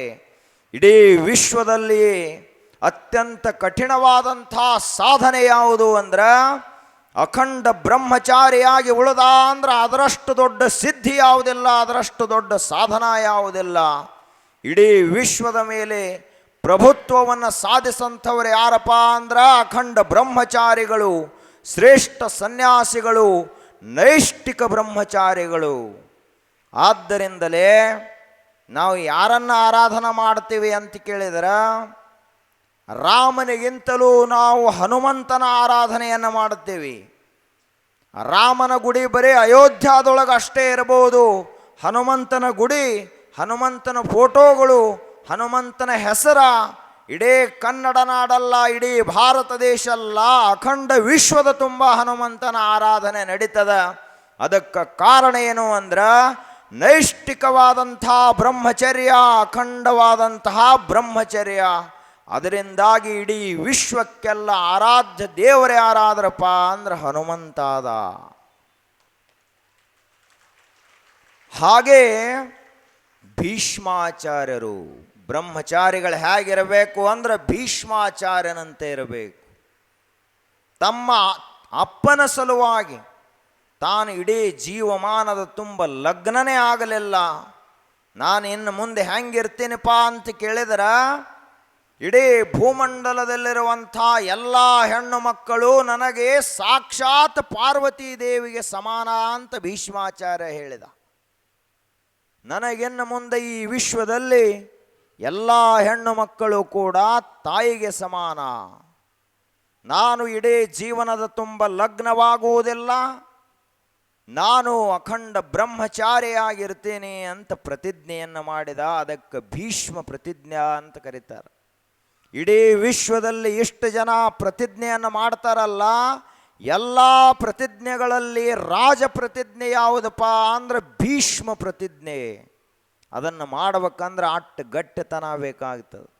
ಹಾಗೆ ಗುರುಬಸವ ಮಹಾಶಿವಯೋಗಿಗಳವರು ತಾಲೀಮನ್ನು ತೆಗಿತಾ ಇದ್ರು, ಪೈಲ್ವಾನಿಕೆಯನ್ನು ಮಾಡ್ತಾ ಇದ್ರು. ಇಷ್ಟೆಲ್ಲ ಮಾಡಿ ಮತ್ತು ಗುರುವಿನ ಸೇವೆಯನ್ನು ಮಾಡ್ತಾ ಇದ್ರು. ಒಬ್ಬ ಮನುಷ್ಯ, ಸಾಹಸಿಯಾದಂಥ ಮನುಷ್ಯ, ಒಂದು ದಿವಸಕ್ಕೆ 5-6 ತಾಸು ಅಷ್ಟೇ ವಿಶ್ರಾಂತಿ ಮಾಡ್ತಾನೆ, ಮಲ್ಕೋತಾನೆ. 8 ತಾಸ 10 ತಾಸ ಮಲ್ಕೊಂಡ ಅಂದ್ರೆ ಅವನಿಂದ ಯಾವ ಸಾಧನನೂ ಆಗಂಗಿಲ್ಲ. ಸಾಧನೆ ಮಾಡುವಂಥ ಮನುಷ್ಯ ಹಗಲು ರಾತ್ರಿ ಅನ್ನೋದೇ ಒಂದು ದೊಡ್ಡ ಉದ್ದೇಶಕ್ಕಾಗಿ ದುಡಿಬೇಕಾಗ್ತದೆ. ಸಣ್ಣ ವಯಸ್ಸಿನಲ್ಲಿ ಅಷ್ಟು ಪರಿಶ್ರಮ ಪಡ್ತಾನಲ್ಲ ಮನುಷ್ಯ, ಅಷ್ಟೇ ದೊಡ್ಡ ವ್ಯಕ್ತಿ ಆಗ್ತಾನ. ಹಾಗೆ ಜೀವಪ್ಪನವರು ಹಗಲು ರಾತ್ರಿ ಅನ್ನದೆ ಒಬ್ಬ ಮನುಷ್ಯನಲ್ಲಿ ಏನಿರಬೇಕು ಅಂದ್ರೆ ಉತ್ಸಾಹ ಇರಬೇಕು, ದೊಡ್ಡ ಗುರಿ ಇರಬೇಕು, ಏನಾದರೂ ಸಾಧಿಸಬೇಕು ಅನ್ನುವಂಥ ಛಲ ಇರಬೇಕು. ಆದರೆ ನಾವೇನು ಮಾಡ್ತೀವಿ? ಏನು ನಮ್ದೇನು ನಿನ್ನ ಜೀವನದಾಗ ಏನೋ ಮುಂದೆ ಕೆಲಸನೇ ಇಲ್ಲ ಅನ್ನುವಂಗ ಕಟ್ಟಿಗೆ ಕೂತು ಹರಟಿ ಹೊಡಿತೀವಲ್ಲ, ಇದರಟ್ಟು ದೊಡ್ಡ ಪಾಪದ ಕೆಲಸ ಇನ್ಯಾವುದೂ ಇಲ್ಲ. ನಮಗೆ ಜೀವನ ಸಿಕ್ಕದ್ದು ಹರಟೆಯನ್ನು ಹೊಡೆಯುವುದಕ್ಕಾಗಿ ಅಲ್ಲ, ಪರರ ನಿಂದೆ ಮಾಡುವುದಕ್ಕಾಗಿ ಅಲ್ಲ, ಇನ್ನೊಬ್ಬರ ಕಾಲು ಜಗ್ಗುವುದಕ್ಕಾಗಿ ಅಲ್ಲ. ನಾವು 4 ಜನರನ್ನು ದೊಡ್ಡವರನ್ನು ಮಾಡಬೇಕು. ಅದಕ್ಕಾಗಿ ನಮಗೆ ಜೀವನ ಸಿಕ್ಕದ, ಅದಕ್ಕಾಗಿ ನಮಗೆ ಆಯುಷ್ಯ ಸಿಕ್ಕದ. ಆಗ ಇಷ್ಟೆಲ್ಲ ಸೇವೆಯನ್ನು ಮಾಡ್ತಾ ಇರುವಾಗ ಒಂದು ದಿನ ಆವುಗೆ ಸ್ವಾಮಿಗಳು ಇವರನ್ನು ಕರೆದರು. ಇವರ ಗೆಳೆಯನಾದಂಥ ರಾಚಪ್ಪನವರನ್ನು ಕರೆದು ಹೇಳಿದರು, ನೋಡಪ್ಪ, ನಿಮಗಿನ್ನ ಸನ್ಯಾಸ ದೀಕ್ಷೆಯನ್ನು ಕೊಡ್ತೀನಿ ಅಂತ ಹೇಳಿದರು. ಆವಾಗ ಅಲ್ಲಿಯವರೆಗೆ ಜೀವಪ್ಪ ಅನ್ನುವಂಥ ನಾಮಕರಣ ಇತ್ತು. ಅಲ್ಲಿಂದ ಗುರುಗಳು ಸನ್ಯಾಸ ದೀಕ್ಷೆಯನ್ನು ಕೊಟ್ಟು, ನೀನು ಇನ್ನು ಮುಂದೆ ಇಂದಿನಿಂದ ಈ ವಿಶ್ವಕ್ಕೆ ತಿದ್ದಿ ಹೇಳುವಂಥ ಅದ್ವಿತೀಯವಾದಂಥ ಸಾಮರ್ಥ್ಯ ನಿನ್ನಲ್ಲಿ ಅದ. ಬಸವಣ್ಣನವಲಲ್ಲಿರುವಂಥ ಅದ್ವಿತೀಯವಾದಂಥ ಭಕ್ತಿ ನಿನ್ನಲ್ಲಿ ಅದ. ಹೇಗೆ 12ನೇ ಶತಮಾನದಲ್ಲಿ ಒಬ್ಬ ಬಸವಣ್ಣನಿಂದ ಇಡೀ ಲೋಕಕ್ಕೆ ಕಲ್ಯಾಣವಾಯಿತು, ಆ ರೀತಿಯಾಗಿ 19ನೇ ಶತಮಾನ 18ನೇ ಈ ಶತಮಾನದಲ್ಲಿ ಲೋಕ ಕಲ್ಯಾಣ ಆಗುವುದಾಯಿತು ಅಂದ್ರೆ ಅದು ನಿನ್ನಿಂದ ಆಗ್ತದ. ಆ ಕಾರಣಕ್ಕಾಗಿ ನಿನ್ನ ಹೆಸರು ಏನಿಡ್ತೀನಿಪ್ಪ ಅಂದ್ರೆ ವಿಶ್ವಕ್ಕೆ ಗುರುವಾಗಿರುವುದರಿಂದ, ಗುರು ಬಸವಣ್ಣನವರಲ್ಲಿರುವಂಥ ಭಕ್ತಿ ಇರುವುದರಿಂದಾಗಿ ಬಸವ, ಗುರು ಬಸವ ಅನ್ನುವಂಥ ನಾಮಕರಣ ನಿನಗಾಯ್ತಪ್ಪ ಅಂತ ಹೇಳಿದರು. ಬರೇ ಬಸವನಾದ್ರ ಮುಗಿದ ಕೈ ಬಾಗಿದ ತಲೆಯಾಗಿರಿಸು ಕೂಡಲ ಸಂಗಮ ದೇವ ಅಂತ ಹೋಗ್ತಿದ್ರು. ಆದ್ರೆ ಗುರುಬಸವ ಮಹಾಶಿವಯೋಗಿಗಳಲ್ಲಿ ಗುರುವಿನ ಅದ್ವಿತೀಯವಾದಂಥ ಸಾಮರ್ಥ್ಯ ಇತ್ತು. ಯಾರಿಗೆ ಹೆಂಗೆ ಹೇಳಬೇಕು ಹಂಗೆ ಹೇಳಬೇಕು, ಎಲ್ಲರಿಗೆ ಕೈ ಮುಗಿದು ಹೇಳ್ರೆ ನಡೆಯಂಗಿಲ್ಲ. ಜಗತ್ತು ಬೇರೆ ಬೇರೆ ಇರ್ತದೆ, ಮುಂದಿರೋ ಮಂದಿ ಒಂದೇ ರೀತಿ ಇರಂಗಿಲ್ಲ. ಯಾರು ಯಾವ ರೀತಿ ಮಾತಾಡ್ಕೋತ ಬರ್ತಾರಲ್ಲ ಅವರಿಗೆ ಅದೇ ರೀತಿ ಉತ್ತರ ಕೊಟ್ಟು ಕಳಿಸ್ಬೇಕಾಗ್ತದೆ. ಹಂಗೆ ಗುರುಬಸವ ಮಹಾಶಿವಯೋಗಿಗಳು ಸಮಾಜದ ಅಂಕುಡೊಂಕುಗಳನ್ನು ತಿದ್ದುವ ಸಲುವಾಗಿ ಅವತರಿಸಿದಂಥ ಗುರು ಸಾರ್ವಭೌಮರಾಗಿದ್ದರು. ಅದಕ್ಕೆ ಗುರು ಬಸವಣ್ಣನವರಲ್ಲಿರುವಂಥ ಅದ್ವಿತೀಯ ಭಕ್ತಿ ಇದ್ದರಿಂದ ಬಸವ, ಗುರು ಬಸವ ಅನ್ನುವ ನಾಮಕರಣ ಆಯ್ತು. ನೋಡ್ರಿ, ಇದು ಒಂದೇ ಹೆಸರ. ನಿಮಗೆ ಯಾರು ದೀಕ್ಷಾ ಕೊಟ್ಟಾರ ಬಿಟ್ಟಾರ ಅಂತ ಭಾಳ ತಲೆ ಕೆಡಿಸ್ಕೋಬೇಡ. ಗುರುವಿನ ಹೆಸರನ್ನು ಹಗಲ ರಾತ್ರಿ ನಿಮ್ಮ ಮನಸ್ಸಿನಲ್ಲಿ ಸ್ಮರಣ ಮಾಡ್ಕೋತಿದ್ರೆ ಇಡೀ ನಿಮ್ಮ ಜೀವನದಲ್ಲಿ ಎಂಥದ್ದೇ ಕಷ್ಟ ಬಂದದಂದ್ರೆ, ಗುಡ್ಡ ಬಂದೈತೆ ಅಂದ್ರೂ ಕಡ್ಡಿಯಾಗಿ ಸರಿದು ಹೋಗ್ತದೆ. ಅಷ್ಟು ಗುರುವಿನ ನಾಮದಲ್ಲಿ ಶಕ್ತಿ ಇರ್ತದೆ. ಅದಕ್ಕೆ ಹೆಸರು ಏನು ತಗೋಬೇಕಪ್ಪ? ನೀವು ಬೇಕಾದ ಕೆಲಸ ಮಾಡ್ರಿ, ಅಥವಾ ನಿಮ್ಮ ಮನಸ್ಸಿನಲ್ಲಿ ಯಾವಾಗಲೂ ಕೂಡ ಏನಿರಬೇಕು? ಗುರು ಬಸವ, ಗುರು ಬಸವ ಅಂತ ಯಾವಾಗಲೂ ನಾಮ ಜಪ ಇರಬೇಕು. ಹೇಗೆ ತುಕಾರಾಮ್ ಮಹಾರಾಜರು ಯಾವಾಗಲೂ ಕೂಡ ವಿಠ್ಠಲ ವಿಠ್ಠಲ ವಿಠ್ಠಲ ಅಂತ ಜಪ ಮಾಡ್ತಾ ಇದ್ರು. ಒಬ್ಬ ಹೆಣ್ಮಗಳು ಕುಳ್ಳು ಬಡಿತಾ ಇದ್ಲು, ವಿಠ್ಠಲ ವಿಠ್ಠಲ ಅಂತ ಕುಳ್ಳು ಬಡಿತಾ ಇದ್ಲು. ಒಂದು ದಿನ ಕುಳ್ಳು ತುಡುಗಾದು. ಆದ ಬಳಿಕ ಇನ್ನೊಬ್ಬ ಹೆಣ್ಮಗಳು ಊರನವರಿಗೆಲ್ಲ ಬೇಕೋತ ಕುಳ್ಳು ಬಡಿತಿದ್ಲ. ಇನ್ನು ನ್ಯಾಯ ಹೋತ ಪಂಚಾಯತಿ ಕಟ್ಟಿಗೆ ಹಿರಿಯರು ಬಂದರು, ಈ ಹೆಂಗೆ ಗುರುತಿಡಿದನ ಕುಳ್ಳ? ಅವರಂದ್ರು, ಇವು ಒಂದೊಂದೇ ಕಿವಿಗೆ ಹಚ್ಕೊಂಡು ನೋಡೋನು ಹೆಂಗೆ ವೈಬ್ರೇಷನ್ ಬರ್ತಾವು. ಕಿವಿಗೆ ಹಚ್ಕೊಂಡು ನೋಡಿದ್ರು ಒಂದು ವಿಠ್ಠಲ ಅಂತಿತ್ತು, ಒಂದು ಬೇದ ಬೇಯ್ತಿತ್ತು ಕುಳ್ಳ. ಅವಾಗ ಅವ್ರೇನಂದ್ರು, ವಿಠ್ಠಲ ಅನ್ನೋದು ತೆಗೆದು ಈ ಕಡೆ ಇಡ್ರಿ, ಬೇಯು ಕುಳ್ಳು ತೆಗೆದು ಈ ಕಡೆ ಇಡ್ರಿ. ಇವೆಲ್ಲ ತೆಗೆದು ಈ ಕಡೆ ಇಟ್ಟರು, ಅವೆಲ್ಲ ತೆಗೆದು ಈ ಕಡೆ ಇಟ್ಟರು. ಅವುಗಳನ್ನು ಪವಿತ್ರವಾದಂತಹ ದೇವರ ದೇವಾಲಯದ ದಾಸೋಹಕ್ಕೆ ಹೋದರು. ಇವುಗಳನ್ನು ಓದಿ ಹೆಣ ಸುಡ್ಲಕ್ಕೆ ಹೋದರು. ಏನು ಮಾಡೋದು? ಕುಳ್ಳು ಸಹಿತ ಇಷ್ಟು ಕೆಲಸ ಮಾಡ್ತೈತಿ. ಈಗ ನಾವು ಊಟ ಮಾಡ್ತಿರ್ತೀವಲ್ಲ, ಸಿಟ್ಟಿಗೇರು ಊಟ ಮಾಡಿದ್ರೆ ಒಳಗೆ ಹೋದದ್ದು ಬೆಂಕಿನ ಆಕ್ಕೈತಿ. ಅದು ಶಾಂತ ಮನಸ್ಸಿನಿಂದ ಊಟ ಮಾಡಿದ್ರೆ ಅದು ಸಮಾಧಿ ಸಿದ್ಧಿಗೆ ಕಾರಣ ಆಗ್ತದಲ್ಲ, ದೇವರ ದರ್ಶನಕ್ಕೆ ಕಾರಣ ಆಗ್ತೈತಲ್ಲ. ಅದಕ್ಕೆ ಯಾವಾಗಲೂ ನಮ್ಮ ಮನಸ್ಸು ಹೆಂಗಿರ್ತೈತಲ್ಲ ಹಂಗೆ ನಮ್ಮ ಜೀವನ ಆಗ್ತದೆ. ಅದಕ್ಕೆ ನಾವೇನು ಮಾಡಬೇಕು? ಯಾವಾಗಲೂ ಕೂಡ ಗುರುಬಸವ ಗುರುಬಸವ ಗುರುಬಸವ ಅನ್ನುವಂಥ ನಾಮಾಮೃತವನ್ನು ಸ್ಮರಣ ಮಾಡಿದೀವಿ ಅಂದ್ರೆ ಯಮ ಸಹಿತ ನಮ್ಮ ಮುಂದೆ ಬಂದು ನಿಂದ್ರಲಾಕ ಅಂಜತಾನಲ್ಲ. ಇದಕ್ಕೆ ಗುರುವಿನ ನಾಮದ ಮಹಿಮೆ ಅಂತ ಕರೀತಾರೆ. ಇದಕ್ಕೆ ಯಮ ಸಹಿತ ಮೃತ್ಯು ಸಹಿತ ಅಂಜತಾನ. ಯಾಕೆ? ಯಾರನ್ನ ಗುರು ಕೈ ಹಿಡಿದಿರ್ತಾನಲ್ಲ ಅವನನ್ನು ದೇವ್ರ ಸಹಿತ ಏನು ಮಾಡ್ಲಾಕ ಸಾಧ್ಯ ಆಗುವುದಿಲ್ಲ. ಅಷ್ಟು ಶಕ್ತಿ ಒಬ್ಬ ಗುರುವಿನಲ್ಲಿ ಇರ್ತದೆ. ಅಂತಹ ಗುರು ಬಸವ ಅನ್ನುವಂಥ ನಾಮಕರಣ ಆಯಿತು. ಆ ನಂತರದಲ್ಲಿ ಅವರಿಗೆ ಆವುಗೆ ಸ್ವಾಮಿಗಳು ಹೇಳಿದರು, ಈ ಸಂಘ ಮಠಕ್ಕೆ ನೀನ ಇರಪ್ಪ, ಮತ್ತು ನೀ ಇದ್ದೆ ಅಂದ್ರೆ ಭಾಳ ಚಲೋ ಆಗ್ತತಿ ಅಂತ ಹೇಳಿದರು. ಅವಾಗ ಸ್ವಭಾವತಃ ವಿರಕ್ತರಾದಂಥ ಗುರುಬಸವ ಮಹಾಶಿವಯೋಗಿಗಳವರು ಹೇಳಿದರು, ನನಗಿಂತಲೂ ನಮ್ಮ ಗೆಳೆಯನಾದಂಥ ರಾಚಪ್ಪನಿಗೆ ಪಟ್ಟಾಭಿಷೇಕವನ್ನು ಮಾಡ್ರಿ, ನನಗೆ ಬೇಡ ಅಂತ ಹೇಳಿದ್ರಲ್ಲ, ಇದಕ್ಕೆ ವಿರಕ್ತಿ ಅಂತ ಕರೀತಾರೆ. ಅವಾಗ ಅದನ್ನೆಲ್ಲ ಬಿಟ್ಟರು. ಆ ರಾಚಪ್ಪನವರಿಗೆ ಸಂಘದ ಜವಾಬ್ದಾರಿಯನ್ನು ವಹಿಸಿದರು. ಅವಾಗ ಅವುಗೆ ಸ್ವಾಮಿಗಳು ಹೇಳಿದರು, ನೋಡಪ್ಪ, ನೀನು ಸಾಮಾನ್ಯವಾಗಿ ಸಣ್ಣ ಸಣ್ಣ ಕೆಲಸ ಮಾಡ್ಲಕ್ಕೆ ಬಂದವಲ್ಲ, ನಿನ್ನಿಂದ ಬಹಳ ದೊಡ್ಡ ಕೆಲಸ ಆಗುವುದದ. ಹೀಗಾಗಿ ನೀನು ಜತ್ತ ತಾಲೂಕಿನ ಬೀಳೂರು ಅಂತ ಒಂದು ಊರದ, ಆ ಊರಿನಲ್ಲಿ ಬೀಳಲಿಕ್ಕೆ ಆದಂಥ ಹಳೆಯದಾದಂತಹ ಒಂದು ಸಣ್ಣ ಮಠ ಐತಿ. ಅಲ್ಲಿಗೆ ಯಾರೂ ಇಲ್ಲ. ಮೊದಲೊಬ್ಬರು ಸ್ವಾಮಿಗಳಿದ್ದರು, ಈಗ ಸದ್ಯ ಯಾರೂ ಇಲ್ಲ. ಅದಕ್ಕೆ ನೀನು ಹಾಳಾದಂತಹ ಜೀರ್ಣವಾದಂತಹ ಹಳೆಯದಾದಂತಹ ಒಂದು ಮಠ ಐತಿ, ಅಲ್ಲಿ ಹೋಗಿ ಅದನ್ನು ಬೆಳೆಸಪ್ಪ ಅಂತ ಹೇಳಿದರು. ಅವಾಗ ಗುರುವಿನ ಆಜ್ಞೆಯೇ ಪರಮಾತ್ಮನ ಆಜ್ಞೆ ಅಂತ ತಿಳಿದುಕೊಂಡು ಗುರುಬಸವ ಮಹಾಶಿವಯೋಗಿಗಳವರು ಮುಚ್ಚಂಡಿಗೆ ಬಂದರು. ಅಲ್ಲಿ ಸ್ವಲ್ಪ ಒಂದು ವಾರ ಏನಿರಬೇಕು ಅಷ್ಟಿದ್ದರು. ಅಲ್ಲಿದಿಂದ ಮುಂದೆ ಹಾಗೇ ನಡ್ಕೋತ ಜತ್ತಿಗೆ ಬಂದು ಮುಂದೆ ಜತ್ತಿಯಿಂದ ಬೀಳೂರಿಗೆ ಬರುವ ಹಾದಿಯಲ್ಲಿ ಒಂದು ನಂದಿ ಮೂರ್ತಿ ಅದ ಹಾದ್ಯಾಗ.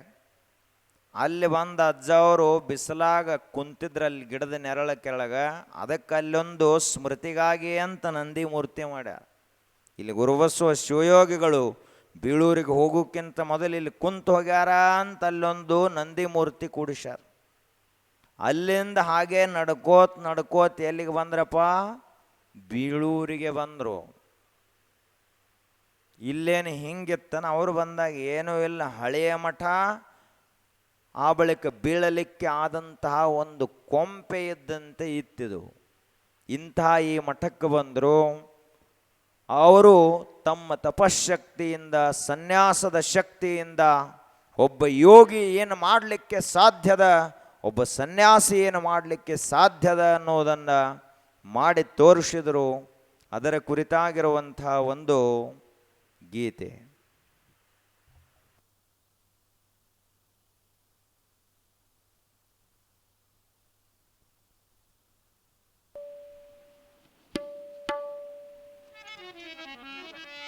ಹಲೋ. ಗುರುವೇ ನೀನು ಕಾರಣನಯ್ಯ, ನನ್ನ ಭವದ ಬಂಧನ ಬಿಡಿಸಲು. ಗುರುವೇ ನೀನು ಕಾರಣನಯ್ಯ, ಮಾಂಸಪಿಂಡ ಹೋಗಿ ಮಂತ್ರಪಿಂಡ ಬಾಗಲು. ಗುರುವೇ ನೀನು ಕಾರಣನಯ್ಯ, ಗುರುವೇ ನೀನು ಕಾರಣನಯ್ಯ, ನನ್ನ ಭವದ ಬಂಧನ ಬಿಡಿಸಲು. ಗುರುವೇ ನೀನು ಕಾರಣನಯ್ಯ, ಗುರುವೇ ನೀನು ಕಾರಣನಯ್ಯ, ಮಾಂಸಪಿಂಡ ಹೋಗಿ ಮಂತ್ರಪಿಂಡ ಬಾಗಲು. ಮಾಂಸಪಿಂಡ ಹೋಗಿ ಮಂತ್ರಪಿಂಡ ಬಾಗಲು. ಗುರುವೇ ನೀನು ಕಾರಣನಯ್ಯ, ನನ್ನ ಭವದ ಬಂಧನ ಬಿಡಿಸಲು.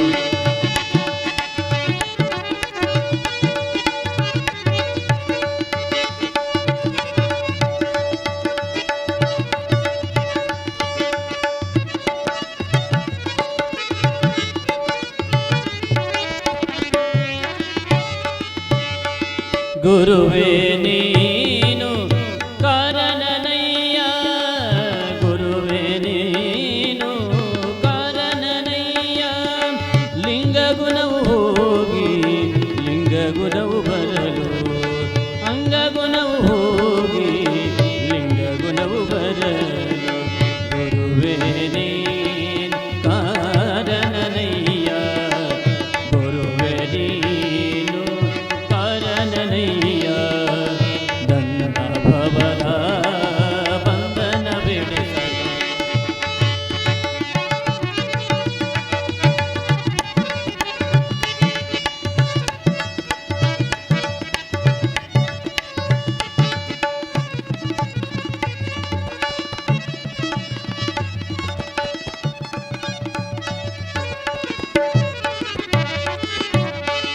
ಗುರುವೇ ನೀನು ಕಾರಣನಯ್ಯ, ಗುರುವೇ ನೀನು ಕಾರಣನಯ್ಯ, ಕಾಯ ಭಾವ ಹೋಗಿ ಕಾಯಕ ಭಾವ ಬರಲು.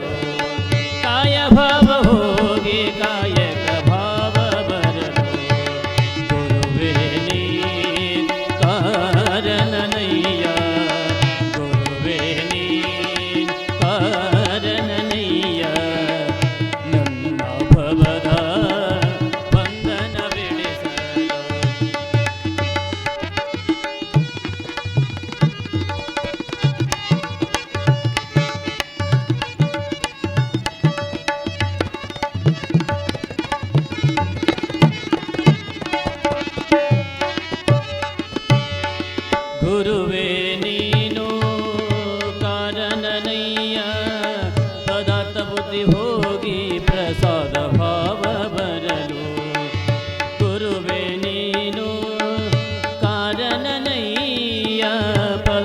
ಓದಿ ಹೋಗಿ ಪ್ರಸಾದ ಭಾವ ಬರಲು ಹುಕ್ಕೇರೀಶ ನೀನೆ ಕಾರಣನಯ್ಯ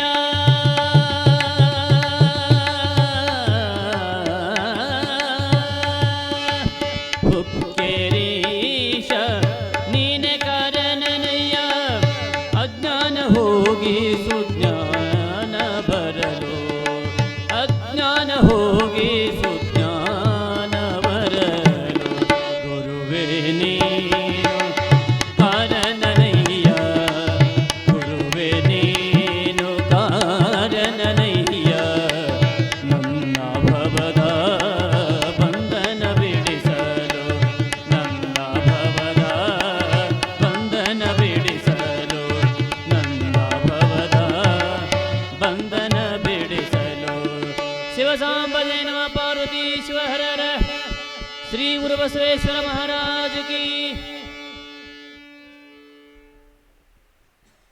ಬೀಳೂರಿಗೆ ಪರಮ ಪೂಜ್ಯರು ಪ್ರಥಮ ಬಾರಿ ಪಾದಾರ್ಪಣೆಯನ್ನು ಮಾಡಿದರು. ಒಬ್ಬ ಯೋಗಿ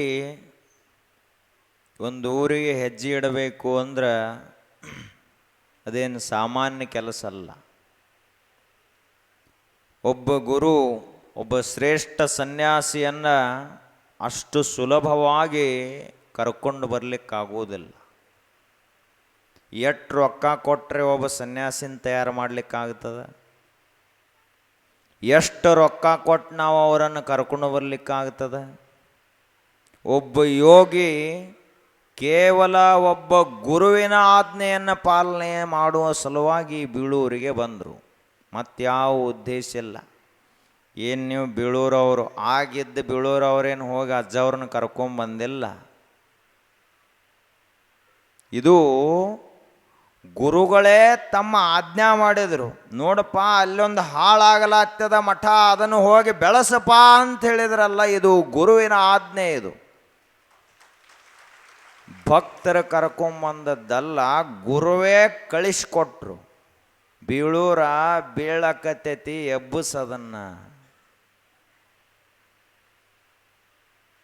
ಅವಾಗ ಬಂದರು. ಇಲ್ಲಿ ನೋಡ್ತಾರೆ, ಏನೂ ಇಲ್ಲ. ಇರ್ಲಾಕೊಂದು ಸಣ್ಣ ಕೋಲೆ ಬಿಟ್ಟರೆ ಏನೇನೂ ಇಲ್ಲ. ಎಲ್ಲ ಹಾಳಾಗಿ ಹೋಗ್ಯದ, ಮಠ ಬಿದ್ದು ಹೋಗ್ಯದ. ಇಲ್ಲೆಲ್ಲ ರಟಗಳ್ಳಿ, ಮುಳ್ಳು ಕಂಟಿ, ಊರಾನ ಗಟಾರ ಬಂದು ನಿಲ್ಲುವಂಥ ಜಾಗ ಇದು. ಈಗೇನು ನಾವು ಕುಂತದೀವು, ಮಠ ಎದ್ದ ಜಾಗ ಇದು ಏನೇನು ಐತಲ್ಲ, ಇದು ಮುಳ್ಳು ಕಂಟಿ ರಟಗಳ್ಳಿ ಬೆಳೆಯುವಂತಹ ಜಾಗ. ಇಲ್ಲೇನು ಸ್ವಚ್ಛತಾ ಇಲ್ಲ, ಏನಿಲ್ಲ. ಬಂದ ರಾತ್ರಿ ವಸ್ತಿಯನ್ನು ಮಾಡಿದರು. ಸನ್ಯಾಸಿಗಳದ್ದು ಏನಿರ್ತದೆ? ಏನೇನೂ ಇಲ್ಲ. ಒಂದು ಜೋಳಿಗೆ, ಆ ಬಳಿಕ ಒಂದೆರಡು ಬಟ್ಟೆಗಳು ಇಟ್ಟು ಬಿಟ್ಟರೆ ಏನೂ ಇಲ್ಲ. ನೀವು ಒಂದು ವಾರ ಎಲ್ಲರೇ ಪ್ರವಾಸಕ್ಕೆ ಹೋಗೋದೈತಂದ್ರೆ 2 ಸುಟ್ಕೇಸ್ ತೊಗೊಂಡು ಹೋಗ್ತೀರಿ, ನೆಗುಲಾರದಂಥವು. ತಾಯಂದ್ರನ್ನ ಪ್ರವಾಸಕ್ಕೆ ಎಲ್ಲರೇ ಕರ್ಕೊಂಡು ಹೋದ್ರೆ ಮುಗದ ಹೋತ್. ಇವ್ರದೊಂದು ಗಾಡಿ, ಹಿಂದೆ ಇವ್ರ ಅರಿವಿ ಸಲುವಾಗಿ ಒಂದು ಗಾಡಿ. ಆದರೆ ಸನ್ಯಾಸಿಗಳ ಹಾಗಿಲ್ಲ. ಇಡೀ ಜಗತ್ತನ್ನು ಬರೀ 2 ಅರಿವಿ ಮ್ಯಾಲ, ಒಂದು ಜೋಳಿಗೆ ಮ್ಯಾಲ ಸಂಚಾರ ಮಾಡಿ ಬರ್ತಾರೆ. ಯಾಕಂದ್ರೆ ಊಟ ಎಲ್ಲಿರ್ತೈತಪ್ಪ ಅಂದ್ರೆ ನಿಮ್ಮ ಮನ್ಯಾಗ ಊಟ ಇರ್ತೈತೆ. ಅವ್ರದ್ದು ಅಡಿಗೆ ಮಾಡೋ ಪ್ರಶ್ನೆ ಇಲ್ಲ. ಇನ್ನು ಉಳುಕಿದ್ದೇನ್ರೆ ಬೇಕಾಗ್ತೈತಪ್ಪ ಅವ್ರಿಗೆ ಅಂದರೆ ಏನೂ ಇಲ್ಲ. 2 ಹೊತ್ತಿನ ಊಟ ಆಟ ಬಿಟ್ಟರೆ ಉಳುಕಿದ್ರೆ ಅವಶ್ಯಕತಾನೇ ಇಲ್ಲ. ಹೀಗಾಗಿ ಅವರಿಲ್ಲಿ ಬಂದರು, ವಸ್ತಿ ಮಾಡಿದರು. ಮುಂಜಾನೆ ಊರಲ್ಲಿ ಭಿಕ್ಷೆಗೆ ಹೋದರು. ಭಿಕ್ಷೆಯನ್ನು ತೆಗೆದುಕೊಂಡು ಬಂದು ಪ್ರಸಾದ ಮಾಡಿದರು. ಆವಾಗಲೇ ಕುಂತ್ಕೊಂಡು ವಿಚಾರ ಮಾಡಿದರು, ಹೆಂಗೆ ಮಾಡಿ ಮಠವನ್ನು ಬೆಳೆಸಲಿಕ್ಕೆ ಸಾಧ್ಯದ? ಇದು ಇವತ್ತು ಹಾಳಾದ ಮಠ ಇರಬಹುದು, ಇವತ್ತು ಬಿದ್ದಂಥ ಮಠ ಇರಬಹುದು, ಅದೇನು ದೊಡ್ಡ ವಿಷಯ ಅಲ್ಲ. ಆದ್ರೆ ಇದನ್ನು ಹೆಂಗೆ ಬೆಳೆಸಬೇಕು ಅಂತ ವಿಚಾರ ಮಾಡಿದ್ರಲ್ಲ, ಅವರಿಗೆ ಗುರುಗಳು ಅಂತ ಕರೀತಾರೆ, ಅವರಿಗೆ ತ್ಯಾಗಿಗಳು ಅಂತ ಕರೀತಾರೆ. ಹೆಂಗೆ ಕೆಡವಬೇಕು, ಹೆಂಗೆ ಕಾಲು ಹಿಡಿದು ಜಗ್ಗಬೇಕು ಅಂತ ವಿಚಾರ ಮಾಡುವಂಥವ ಪ್ರಾಪಂಚಿಕ.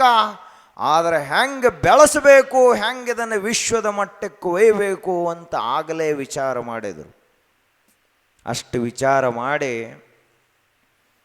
ಮರುದಿವಸ ಈ ಊರಿನಲ್ಲಿ ಆಗಿನ ಕಾಲಕ್ಕೆ ಮೊಟ್ಟ ಮೊದಲು ಬಂದು ನಮಸ್ಕಾರ ಮಾಡಿ ಕಾವಿಯನ್ನು ಕಂಡು ದೇವರ ದೂತರು ಅಂತ ತಿಳ್ಕೊಂಡು ನಮಸ್ಕಾರ ಮಾಡಿ, ಯಪ್ಪ ನಿಮಗೆ ಯಾರದಾರ, ಅದಕ್ಕೆ ನಮ್ಮ ಮನೆಗೆ ನೀವು ಪ್ರಸಾದಕ್ಕೆ ಬರಬೇಕು ಅಂತ ಮೊಟ್ಟ ಮೊದಲು ಕರೆದಂಥ ತಾಯಿ ಯಾರು ಅಂದ್ರೆ ತಾಂಸಿ ರುದ್ರಮ್ಮ ಅನ್ನುವಂಥ ಹೆಣ್ಣು ಮಗಳು. ನೋಡ್ರಿ, ನೂರಾರು ವರ್ಷಗಳು ಗತಿಸಿ ಹೋದರೂ ಕೂಡ ಒಬ್ಬ ಯೋಗಿಗೆ ಅನ್ನ ಉಣಿಸಿದ್ದರಿಂದಾಗಿ ಆ ತಾಯಿಯ ಹೆಸರು ಅಜರಾಮರವಾಗಿ ಗುರುಬಸವ ಚರಿತಾಮೃತದಲ್ಲಿ ದಾಖಲಾಯ್ತಲ್ಲ.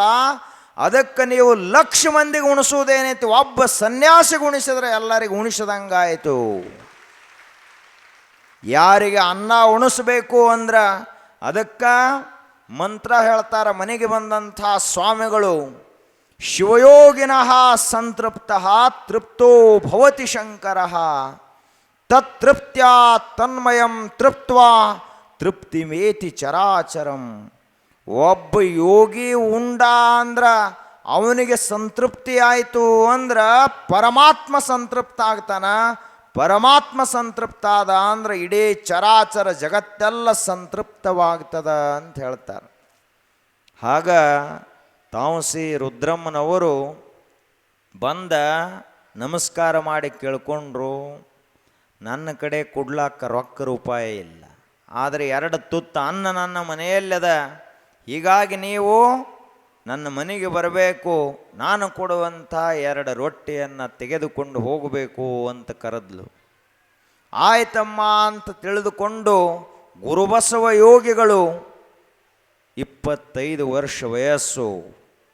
ವಿಚಾರ ಮಾಡ್ರಿ, ಒಬ್ಬ ಸನ್ಯಾಸಿ ಅದ್ವಿತೀಯವಾದಂಥ ತೇಜಸ್ಸು, ಶರೀರದಲ್ಲಿ ಅಂಥ ಶಕ್ತಿ ಸಾಮರ್ಥ್ಯಗಳು, ಸೌಂದರ್ಯ, ಬುದ್ಧಿಯಲ್ಲಿ ತೇಜಸ್ಸು, ವಿಚಾರದಲ್ಲಿ ಸ್ಫುಟತ, ಮನಸ್ಸಿನಲ್ಲಿ ಉತ್ಸಾಹ, ಇಷ್ಟೆಲ್ಲ ಇರುವಂಥ ಒಬ್ಬ ಯೋಗಿ ಕಾಲಲ್ಲಿ ಕಡಾವಿಗಳನ್ನು ಹಾಕಿಕೊಂಡು, ಮೈಯ ಮೇಲೆ ಕಾವಿಯನ್ನು ಹೊದ್ದುಕೊಂಡು, ಕೊರಳಲ್ಲಿ ರುದ್ರಾಕ್ಷಿ, ಕೈಯಲ್ಲಿ ಯೋಗದಂಡವನ್ನು ಹಿಡಿದುಕೊಂಡು ಓಂ ಭವತಿ ಭಿಕ್ಷಾಂ ದೇಹಿ ಅಂತ ನಿಮ್ಮ ಮನೆಯ ಮುಂದೆ ಬಂದು ನಿಂತಾಗ ಯಾರಾದರೂ ಸರಿ ಅವರಿಗೆ ನೀಡಲೇಬೇಕು ಅಂಥ ವ್ಯಕ್ತಿತ್ವ.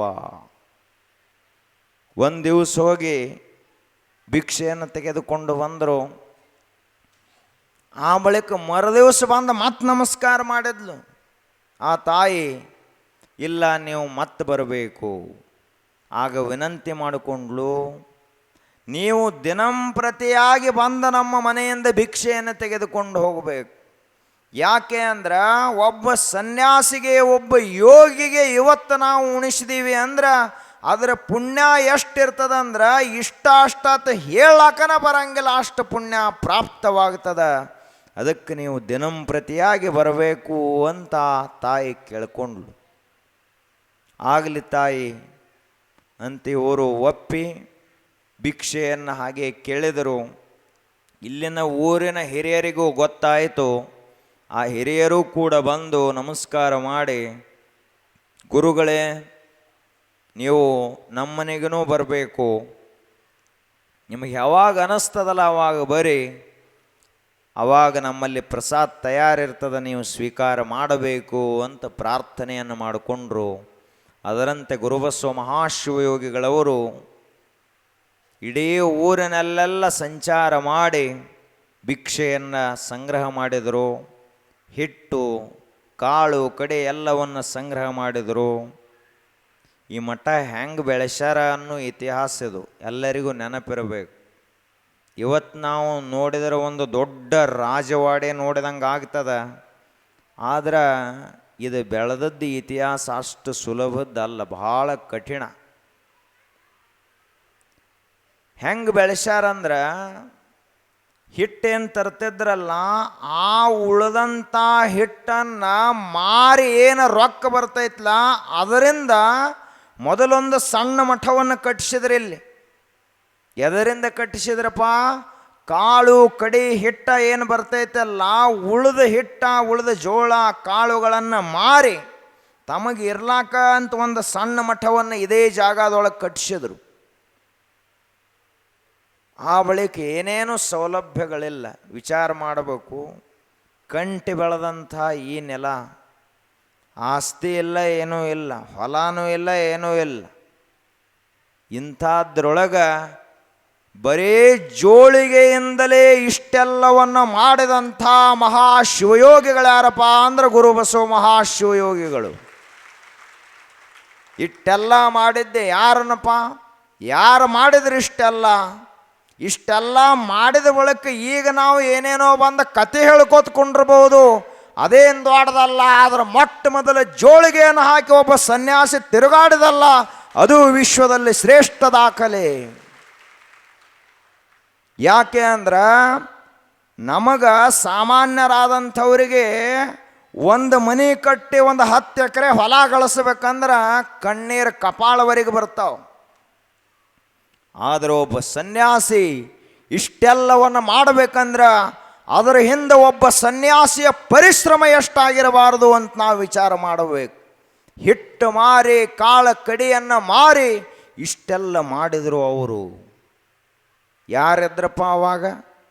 ಇಷ್ಟೆಲ್ಲ ಮಾಡುವಂಥ ಸಂದರ್ಭದಲ್ಲಿ ಅವರಿಗೆ ನಾವು ನಿಮ್ಮ ಜೋಡಿ ಬರ್ತೀವಿ ಅಂಥೇಳಿ ಯಾರಿದ್ರು?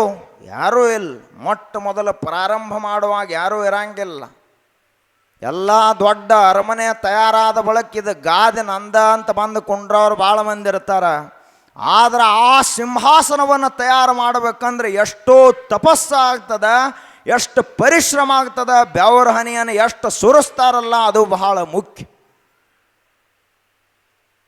ಹಳ್ಳಿ ಗಾದೆ ತಯಾರಾದ ಬಳಿಕ ಅದ್ರ ಮೇಲೆ ಲಾಗ ನಾವು ಹೊಡಿತೀವತ್ತು ಬರ್ತಾರೆ ಭಾಳ ಮಂದಿ.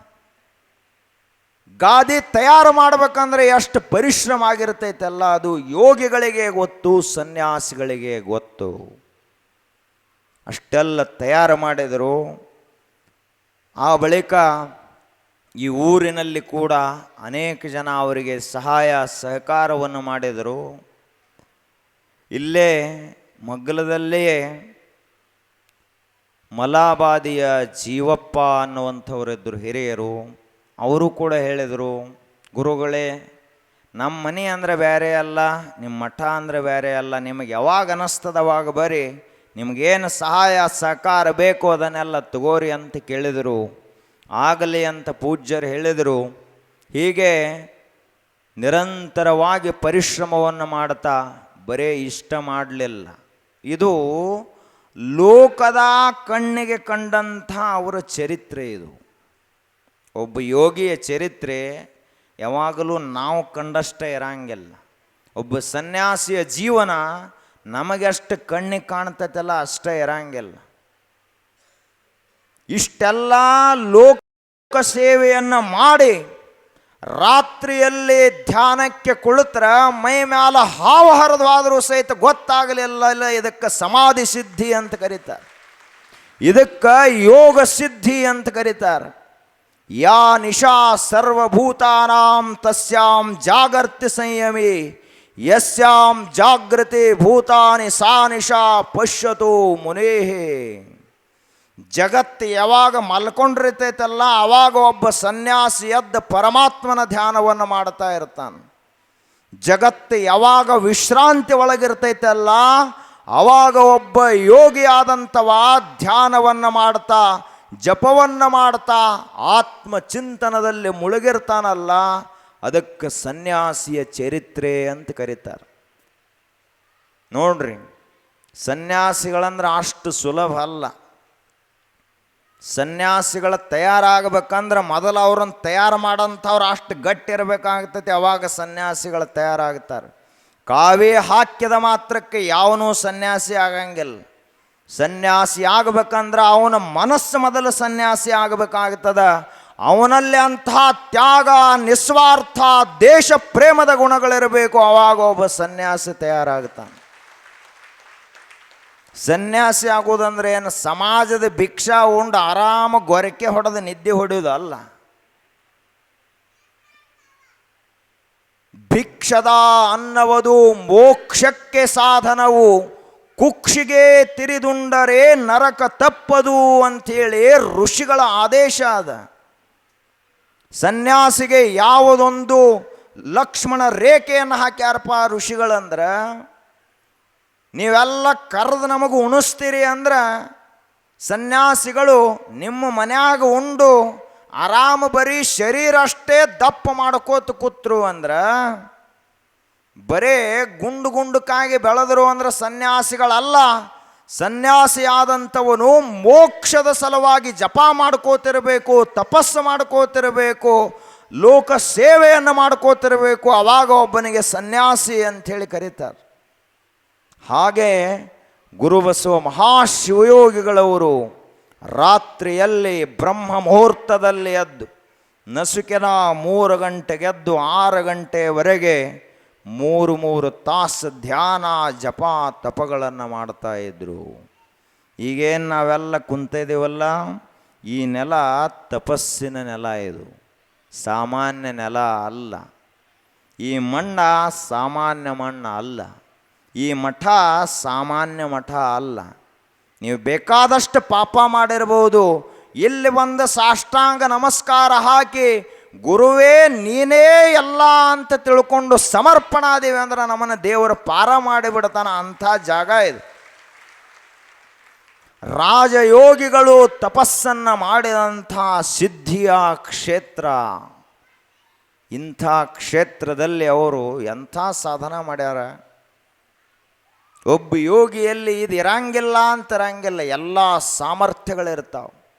ಹಾಗೆ ಗುರುಬಸವ ಮಹಾಶಿವಯೋಗಿಗಳವರು ಈ ಬೀಳೂರಿನ ಸಲುವಾಗಿ ಎಷ್ಟು ಕಷ್ಟಪಟ್ಟರು ವಿಚಾರ ಮಾಡ್ಕೋಬೇಕು. ಚರಿತ್ರೆ ಯಾಕೆ ಕೇಳೋದಪ್ಪ ಅಂದ್ರೆ ಕೇಳಿ ಮರೆಯುವುದಕ್ಕಾಗಿ ಅಲ್ಲ, ಇದನ್ನು ಶಾಶ್ವತವಾಗಿ ನೆನಪಿಟ್ಕೋಬೇಕು. ಇಲ್ಲೇ ಮಠದ ಮುಂದಿನ ಬಾಜು ಒಂದು ಅಶ್ವತ್ಥ ವೃಕ್ಷ, ಅರಳಿ ಮರ ಅದ. ಅದನ್ನು ಈ ಮಠಕ್ಕೆ ಮೊಟ್ಟ ಮೊದಲ ನೆರಳಾಗಲಿಪ್ಪ ಅಂತ ತಿಳ್ಕೊಂಡು ಆ ವೃಕ್ಷವನ್ನು ನೆಟ್ಟು ಇಷ್ಟು ದೊಡ್ಡದು ಬೆಳೆಸಿದವರು ಯಾರಪ್ಪ ಅಂದ್ರೆ ಗುರುಬಸವ ಮಹಾಶಿವಯೋಗಿಗಳು. ನೋಡ್ರಿ, ಅವರು ಹಚ್ಚಿದ ಗಿಡ 100 ವರ್ಷ ಆದರೂ ಇನ್ನೂ ಹಂಗದಾವ. ಅವರು ಕಟ್ಟಿದಂಥ ಮಠ ಒಂದು ಕಲ್ಲು ಬಿದ್ದಿಲ್ಲ. ನಿಮ್ಮ ಮನೆ ಎಷ್ಟು ಸಲ ಬಿದ್ದೋ ಏನೋ ಈಗ ಬೀಳೂರಾಗ. ಹೊಲ್ದಾನ ಗಿಡ ಒಣಗಿ ಹೋಗ್ಯಾವೆಲ್ಲ. ಆದ್ರೆ ಅಜ್ಜವರು ಹಚ್ಚಿದಂಥ ಒಂದು ಗಿಡ ಇವತ್ತಿಗೂ ಹೆಂಗೈತೋ ಹಂಗೈತಿ. ಅಲ್ಲಿ ಮಾವಿನ ಗಿಡಗಳನ್ನು ಹಚ್ಚಾರ, ಅಲ್ಲೂ ಹೆಂಗೈತೋ ಹಂಗೈತಿ. ವರ್ಷಕ್ಕೆ 1000 ಹಣ್ಣುಗಳನ್ನು ಕೊಡ್ತಾವ ಆ ಮರಗಳು. ಇದು ಒಬ್ಬ ತಪಸ್ವಿಯಲ್ಲಿರುವಂಥ ಶಕ್ತಿ. ಹಲವು ಮಾತೇನು ಗುರುರಾಯ ನೀನು ಒಲಿದು ಪಾದವನಿಟ್ಟ ನೆಲವೇ ಸುಕ್ಷೇತ್ರ. ಗುರುಬಸವ ಮಹಾಶಿವಯೋಗಿಗಳನ್ನು ನೀವು ಕರ್ಕೊಂಡು ಬರಲಿಲ್ಲ, ಈ ಊರನ್ನು ಉದ್ಧಾರ ಮಾಡಬೇಕು ಅಂತ ಅವರೇ ಒಲಿದು ಪಾದವನ್ನು ಬೀಳೂರಿಗಿಟ್ರಲ್ಲ, ಅದಕ್ಕೆ ಬೀಳೂರು ಎಷ್ಟು ಹೆಸರು ಬೆಳೆತದೆ. ಅವರು ಒಲಿದು ಪಾದ ಇಟ್ಟ ನೆಲ ಇದು. ಅವರು ಈ ಊರನ್ನು ಬೆಳೆಸಬೇಕು ಅಂತ ಪಾದಾರ್ಪಣೆ ಮಾಡಿದಂಥ ಊರು. ಅವರು ಈ ಊರಿನಲ್ಲಿ ಎಲ್ಲೆಲ್ಲಿ ಸ್ಪರ್ಶ ಮಾಡಿದರಲ್ಲ ಅದೆಲ್ಲ ಪುಣ್ಯ ಕ್ಷೇತ್ರವಾಯಿತು. ಯಾರ್ಯಾರಿಗೆ ದರ್ಶನವನ್ನು ಕೊಟ್ಟರು, ಆಶೀರ್ವಾದವನ್ನು ಮಾಡಿದರು, ಯಾರ್ಯಾರಿಗೆ ಅವರು ಹಾರೈಸಿದರು, ಅವರೆಲ್ಲರದು ಉದ್ಧಾರ ಆಯಿತು. ಇನ್ನು ಯಾರ್ಯಾರ ಮಂದಿ ಅವರಿಗೆ ತೊಂದರೆ ಕೊಟ್ಟರಲ್ಲ, ಅವರಿಗೆ ತ್ರಾಸು ಕೊಟ್ಟರು, ಅವರು ನಾಮಾವಶೇಷವಾಗಿ ಹೋದರು. ದೀಪ ಹಚ್ಚಲಾಕ ಒಂದು ಹುಡುಗ ಸಹಿತ ಅವ್ರ ಮನ್ಯಾಗ ಉಳಿಲಿಲ್ಲಲ್ಲ. ಇದು ಶಾಪ ಅಂತ ಕರೀತಾರೆ. ಇದು ಗುರುವಿನ ಸೇವಾ ಮಾಡಿದ್ರೆ ಅನುಗ್ರಹನೂ ಆಗ್ತದ, ಗುರುವಿನ ವಿರುದ್ಧ ಹೋದ್ರೆ ಶಾಪನೂ ಪ್ರಾಪ್ತವಾಗ್ತದ. ಅವೆರಡೂ ಶಕ್ತಿಗಳು ಅವರಲ್ಲಿದ್ದದ್ದಕ್ಕೆ ಅವರಿಗೆ ರಾಜಯೋಗಿಗಳು ಶಿವಯೋಗಿಗಳು ಅಂತ ಕರೀತಾರೆ. ಯಾರ್ಯಾರು ಸೇವಾ ಮಾಡಿದ್ರಲ್ಲ ಅವರಿಗೆಲ್ಲ 2 ಎಕರೆ ಹೊಲ ಇದ್ದವ್ರು 200 ಎಕರೆ ಹೊಲ ಗಳಿಸ್ಯಾರ. ಅವರಿಗೆ ಮಕ್ಕಳೆಲ್ಲಾರ್ದವ್ರಿಗೆ ಮಕ್ಕಳಾಗ್ಯಾವ.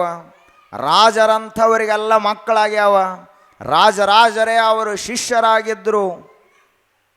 ಆದರೆ ಯಾರ್ಯಾರು ಅವರಿಗೆ ತೊಂದರೆಯನ್ನು ಕೊಟ್ರಲ್ಲ ಅಂಥವ್ರದ್ದು ಮಾತ್ರ ವಂಶದ ದೀಪ ಸಹಿತ ಉಳಿಲಿಲ್ಲಲ್ಲ. ಇದು ನಾವೆಲ್ಲ ಅರ್ಥ ಮಾಡ್ಕೋಬೇಕಿದನ್ನು. ಜಾಗ ಯಾರದಪ್ಪ ಇದು? ಗುರುಬಸವ ಮಹಾಶಿವಯೋಗಿಗಳ ಜಾಗ. ಅವರ ಶರೀರ ಅಷ್ಟೇ ಇವತ್ತು ಇರ್ಲಾಕಿಲ್ಲ, ಆದರೆ ಅವರ ತಪಸ್ಸಿನ ಶಕ್ತಿ, ಅವರ ಅದ್ವಿತೀಯವಾದಂಥ ಆ ಯೋಗಿಯ ಆತ್ಮ ಸದಾ ಕಾಲ ಈ ಮಠದಲ್ಲಿ ಇರ್ತದ ಅಂತ ನಾವೆಲ್ಲ ನೆನಪ ಇಟ್ಕೋಬೇಕಿದನ್ನು ಮರಿಬಾರ್ದು. ಇಲ್ಲೇನಾದರೂ ನಾವು ಏನೇನ್ರೇ ವಿಚಾರ ಮಾಡ್ಕೋತ ಬಂದೀವಂದ್ರೆ ನಮ್ಮದು ಗೊಳ್ಳ ಚುನ್ಮುರಿ ಹಾರು ಹೋದಂಗೆ ಹಾರಿ ಹೋಗ್ತೈತಿ. ಇದನ್ನು ನಾವೆಲ್ಲ ನೆನಪಿಟ್ಕೋಬೇಕು. ಯಾಕೆ ಅಂದ್ರೆ ಇಲ್ಲಿ ಸದಾ ಕಾಲದಲ್ಲಿಯೂ ದಿವ್ಯ ಸಾನ್ನಿಧ್ಯವನ್ನು ವಹಿಸಿ ದಿವ್ಯ ಗದ್ದುಗೆಯಲ್ಲಿ ವಿರಾಜಮಾನರಾಗಿರುವಂಥವರು ಯಾರಪ್ಪ ಅಂದ್ರೆ ನಾವ್ಯಾರು ಅಲ್ಲ, ಗುರುಬಸವ ಮಹಾಶಿವಯೋಗಿಗಳು. ಸಾಕ್ಷಾತ್ತಾಗಿ ಇಲ್ಲೇ ಅದಾರ ಅನ್ನೋದು ನಮ್ಮ ತಲೆಯಾಗಿರಬೇಕು. ನಮ್ಮ ತಲೆಯಾಗ ಏನಾಗ್ತಾವಂದ್ರೆ ಮಬ್ಬ ಮಳ್ಳತನ ಬಂದು ಅವರೇನಿಲ್ಲಿಗೆ ಬರೀ ಫೋಟೋ ಅಟ್ಟ ಐತೆ ತಿಳ್ಕೊಂಡಿರ್ತೀವಿ ನಾವು. ಬೂದಿ ಅಟ್ಟ ಇರಂಗಿಲ್ಲ, ಬೂದಿ ಸರಿಸಿ ನೋಡು ಒಳಗೆ ಜ್ವಾಲಾಮುಖಿನೇ ಐತಿ, ಹುಚ್ಚ ಅಂತ ಹೇಳ್ತೀವಿ ನಾವು. ಯಾಕೆ ಅಂದ್ರೆ ಅಜ್ಜ ಅವ್ರದ್ದು ಬರೀ ಫೋಟೋ ಅಷ್ಟೇ ಇಲ್ಲ, ಅವ್ರ ಶಕ್ತಿ ಈ ಜಾಗದೊಳಗದ. ಅದೆಲ್ಲಿ ಹೋಗ್ತದೆ? ಆದ್ದರಿಂದ ಅಂತಹ ಶಿಡಿಲ ಸನ್ಯಾಸಿ, ರಾಜಯೋಗಿ, ಅದ್ವಿತೀಯವಾದಂಥ ಸಾಹಸಿ, ಮಹಾಪರಾಕ್ರಮಿ ಅಷ್ಟೇ ಅಲ್ಲದೆ ಲೋಕೋದ್ಧಾರವನ್ನು ಮಾಡಿದಂಥ ಮಹಾವಿರಕ್ತ ರಾಜ, ಆಗಿನ ಕಾಲದ ಯೋಗಿಗಳಲ್ಲೆಲ್ಲ ಅಗ್ರಗಣ್ಯರಾದಂಥ ಶಿವಯೋಗಿಗಳು, ರಾಜಯೋಗಿಗಳು. ಅಂಥ ಪರಮ ಪೂಜ್ಯರು ಬೀಳೂರಿಗೆ ಒಲದ ಬಂದ್ರಲ್ಲ, ಇದು ಇಡೀ ಬೀಳೂರಿನ ಪುಣ್ಯ, ಇಡೀ ಬೀಳೂರಿನ ಸದ್ಭಕ್ತರ ಪುಣ್ಯ. ಕಾಲಾಂತರದವರೆಗೆ, ಯುಗಾಂತರದವರೆಗೆ ಈ ಚರಿತ್ರೆ ಉಳಿಯುವಂಥದ್ದು. ಈ ಇತಿಹಾಸ ಯಾವಾಗಲೂ ಇದನ್ನು ನಾವೆಲ್ಲ ನೆನಪಿಟ್ಕೋಬೇಕು. ಯೋಗಿಯ ಚರಿತ್ರೆಯನ್ನು ಮರೆತರ ನಡೆಯಂಗಿಲ್ಲ, ನೆನಪಿಡಬೇಕದನ್ನು. ಹೀಗಾಗಿ ಇಂತಹ ಈ ಚರಿತ್ರೆಯ ಮುಂದುವರಿದ ಭಾಗ ಏನದ ಅದನ್ನು ಮತ್ತೆ ನೋಡೋಣ ಅಂಥೇಳಿ ತಾಯಂದಿರ ಉಡಿ ತುಂಬುವಂತಹ ಕಾರ್ಯಕ್ರಮ ಏನದ 2ನೇ ತಾರೀಕು ಅದರದ್ದು ಪಾವತಿ ಬುಕ್ಗಳು ಬಂದಾವ. ನೀವೇನು ತಾಯಂದಿರದಿರಿ, ನೀವು ಒಂದು 10-20 ಮಂದಿ ಆಗಿ ಅದರದೆಲ್ಲ ಅವ್ರ ಹೆಸರು ಬರ್ಕೋರಿ. ಆ ಬಳಿಕ 2ನೇ ತಾರೀಕು ಅಂತ ಹೇಳ್ರಿ, ಮತ್ತು 3ನೇ ತಾರೀಕು ಬಂದಗಿಂದ ಹೆಸರದು ಬರ್ಕೊಂಡು ಅವತ್ತು 2ನೇ ತಾರೀಕು ಮುಂಜಾನೆ 8-9 ಗಂಟೆಗೆ ಬರಬೇಕು ಅಂತ ಹೇಳ್ರಿ. ಪಾವತಿ ಬುಕ್ಕುಗಳು ಈಗಾಗಲೇ ಬಂದಾವ. ಅದನ್ನು ಒಂದಿಬ್ಬರು ತಾಯಂದ್ರೆ 2-3 ಮಂದಿ ಬಂದು ಆ ಪಾವತಿ ಬುಕ್ಗಳನ್ನು ಇಲ್ಲಿ ವೇದಿಕೆ ಮೂಲಕ ಪಡೆದುಕೊಂಡು ಹೋಗಬೇಕು. ಇನ್ನು 30, 1, 2 ಈ 3 ದಿವಸಗಳ ಕಾಲ ನಡೆಯುವಂಥ ಪರಮ ಪೂಜ್ಯ ಗುರುಬಸವ ಮಹಾಶಿವಗಳವರ ನೂತನ ಶಿಲಾಮೂರ್ತಿಯ ಪ್ರಾಣ ಪ್ರತಿಷ್ಠಾಪನಾ ಕಾರ್ಯಕ್ರಮದ ಪೂಜಾ ಕಾರ್ಯಕ್ರಮ ಏನದ, ವಿಶೇಷ ಪೂಜಾ ಕಾರ್ಯಕ್ರಮ. ಅದಕ್ಕೆ ಈಗಾಗಲೇ 5 ಜನ ದಂಪತಿಗಳು ತಮ್ಮ ಹೆಸರನ್ನು ಬರೆಸ್ಯಾರ. ಇನ್ನೂ ಯಾರ್ಯಾರು ಬರೆಸ್ಬೇಕನ್ನೋರು ಅದೇರಿ. ಇವತ್ತೊಂದು 3 ಜನ ಬರೆಸ್ಯಾರ, 8 ಮಂದಿ ಆಯ್ತು. ಇನ್ನು ಯಾರ್ಯಾರು ಬರೆಸ್ಬೇಕನ್ನೋರು ಅದೇರಿ. ಟ್ರೇನ್ ಹೋದ ಬಳಿಕ ಟಿಕೆಟ್ ತೆಗಿಸ್ಬೇಡ್ರಿ. ಅಂದ್ರೆ 33 ಮಂದಿ ಆತಂದ್ರೆ ಅದನ್ನು ಮುಗಿಸ್ಬಿಡ್ತದೆ. ಅದೊಂದು ದೊಡ್ಡ ಅವಕಾಶ. ಇವತ್ತು ತಾವೆಲ್ಲ ತಾಯಂದಿರು ಎಷ್ಟು ಬೇಗನೆ ಬಂದರೆ ಪರಮ ಪೂಜ್ಯರ ಶಿಲಾಮೂರ್ತಿಯ ಪುರಪ್ರವೇಶ ಕಾರ್ಯಕ್ರಮಕ್ಕೆ 1,000 ಕುಂಭಗಳು ಬಂದಿದ್ದು ಅಂದರೆ ಇದೊಂದು ದೊಡ್ಡ ದ್ವಿತೀಯ ಇತಿಹಾಸ. ಎಲ್ಲ ಯುವಕರು ಎಲ್ಲ ಹಿರಿಯರು, ಸಣ್ಣ ಮಕ್ಕಳು, ಇಡೀ ಗ್ರಾಮಸ್ಥರೇ ಪರಮ ಪೂಜ್ಯರ ಆ ಒಂದು ಸ್ವಾಗತ ಕಾರ್ಯಕ್ರಮಕ್ಕೆ ಪೂರ್ಣ ಕುಂಭದೊಂದಿಗೆ ಇವತ್ತು ಗುರುಬಸವ ಮಹಾಶಿವಗಳ ಮೂರ್ತಿ ಇಲ್ಲಿ ಬಂದದಂದ್ರೆ ಇನ್ನಷ್ಟು ಈ ಗ್ರಾಮಕ್ಕೆ ಒಳ್ಳೆಯದಾಗುವಂಥ ಕಾಲ ಸಮೀಪ ಬಂದದ. ಅದಕ್ಕೆ ಅದರಲ್ಲಿಯೂ ಕೂಡ 30, 1, 2 ಆ 3 ದಿವಸ ಯಾರ್ಯಾರ ಪೂಜೆ ಮಾಡಿಸ್ಬೇಕನ್ನೋರು ಅವರು ಇಲ್ಲಿ ಸಂಚಾಲಕರ ಹತ್ತಿರ ನಿಮ್ಮ ಹೆಸರನ್ನು ಬರೆಸ್ರಿ. ಇನ್ನು ಹೋಳಿಗೆ ಜಾತ್ರೆ, ದಾಸೋಹದ ಜಾತ್ರೆ 29ನೇ ತಾರೀಕು ಸಾಯಂಕಾಲ 5 ಗಂಟೆಗೆ ಇವತ್ತೇನು ಬಂದ್ರಲ್ಲ ಅಲ್ಲಿಂದ ಇರ್ತೈತಿ. ಅದಕ್ಕೆ ಅದರದ್ದು ಎಲ್ಲ ತಾವು ತಾಯಂದಿರು ತಯಾರಿಯನ್ನು ಮಾಡ್ಕೋಬೇಕು.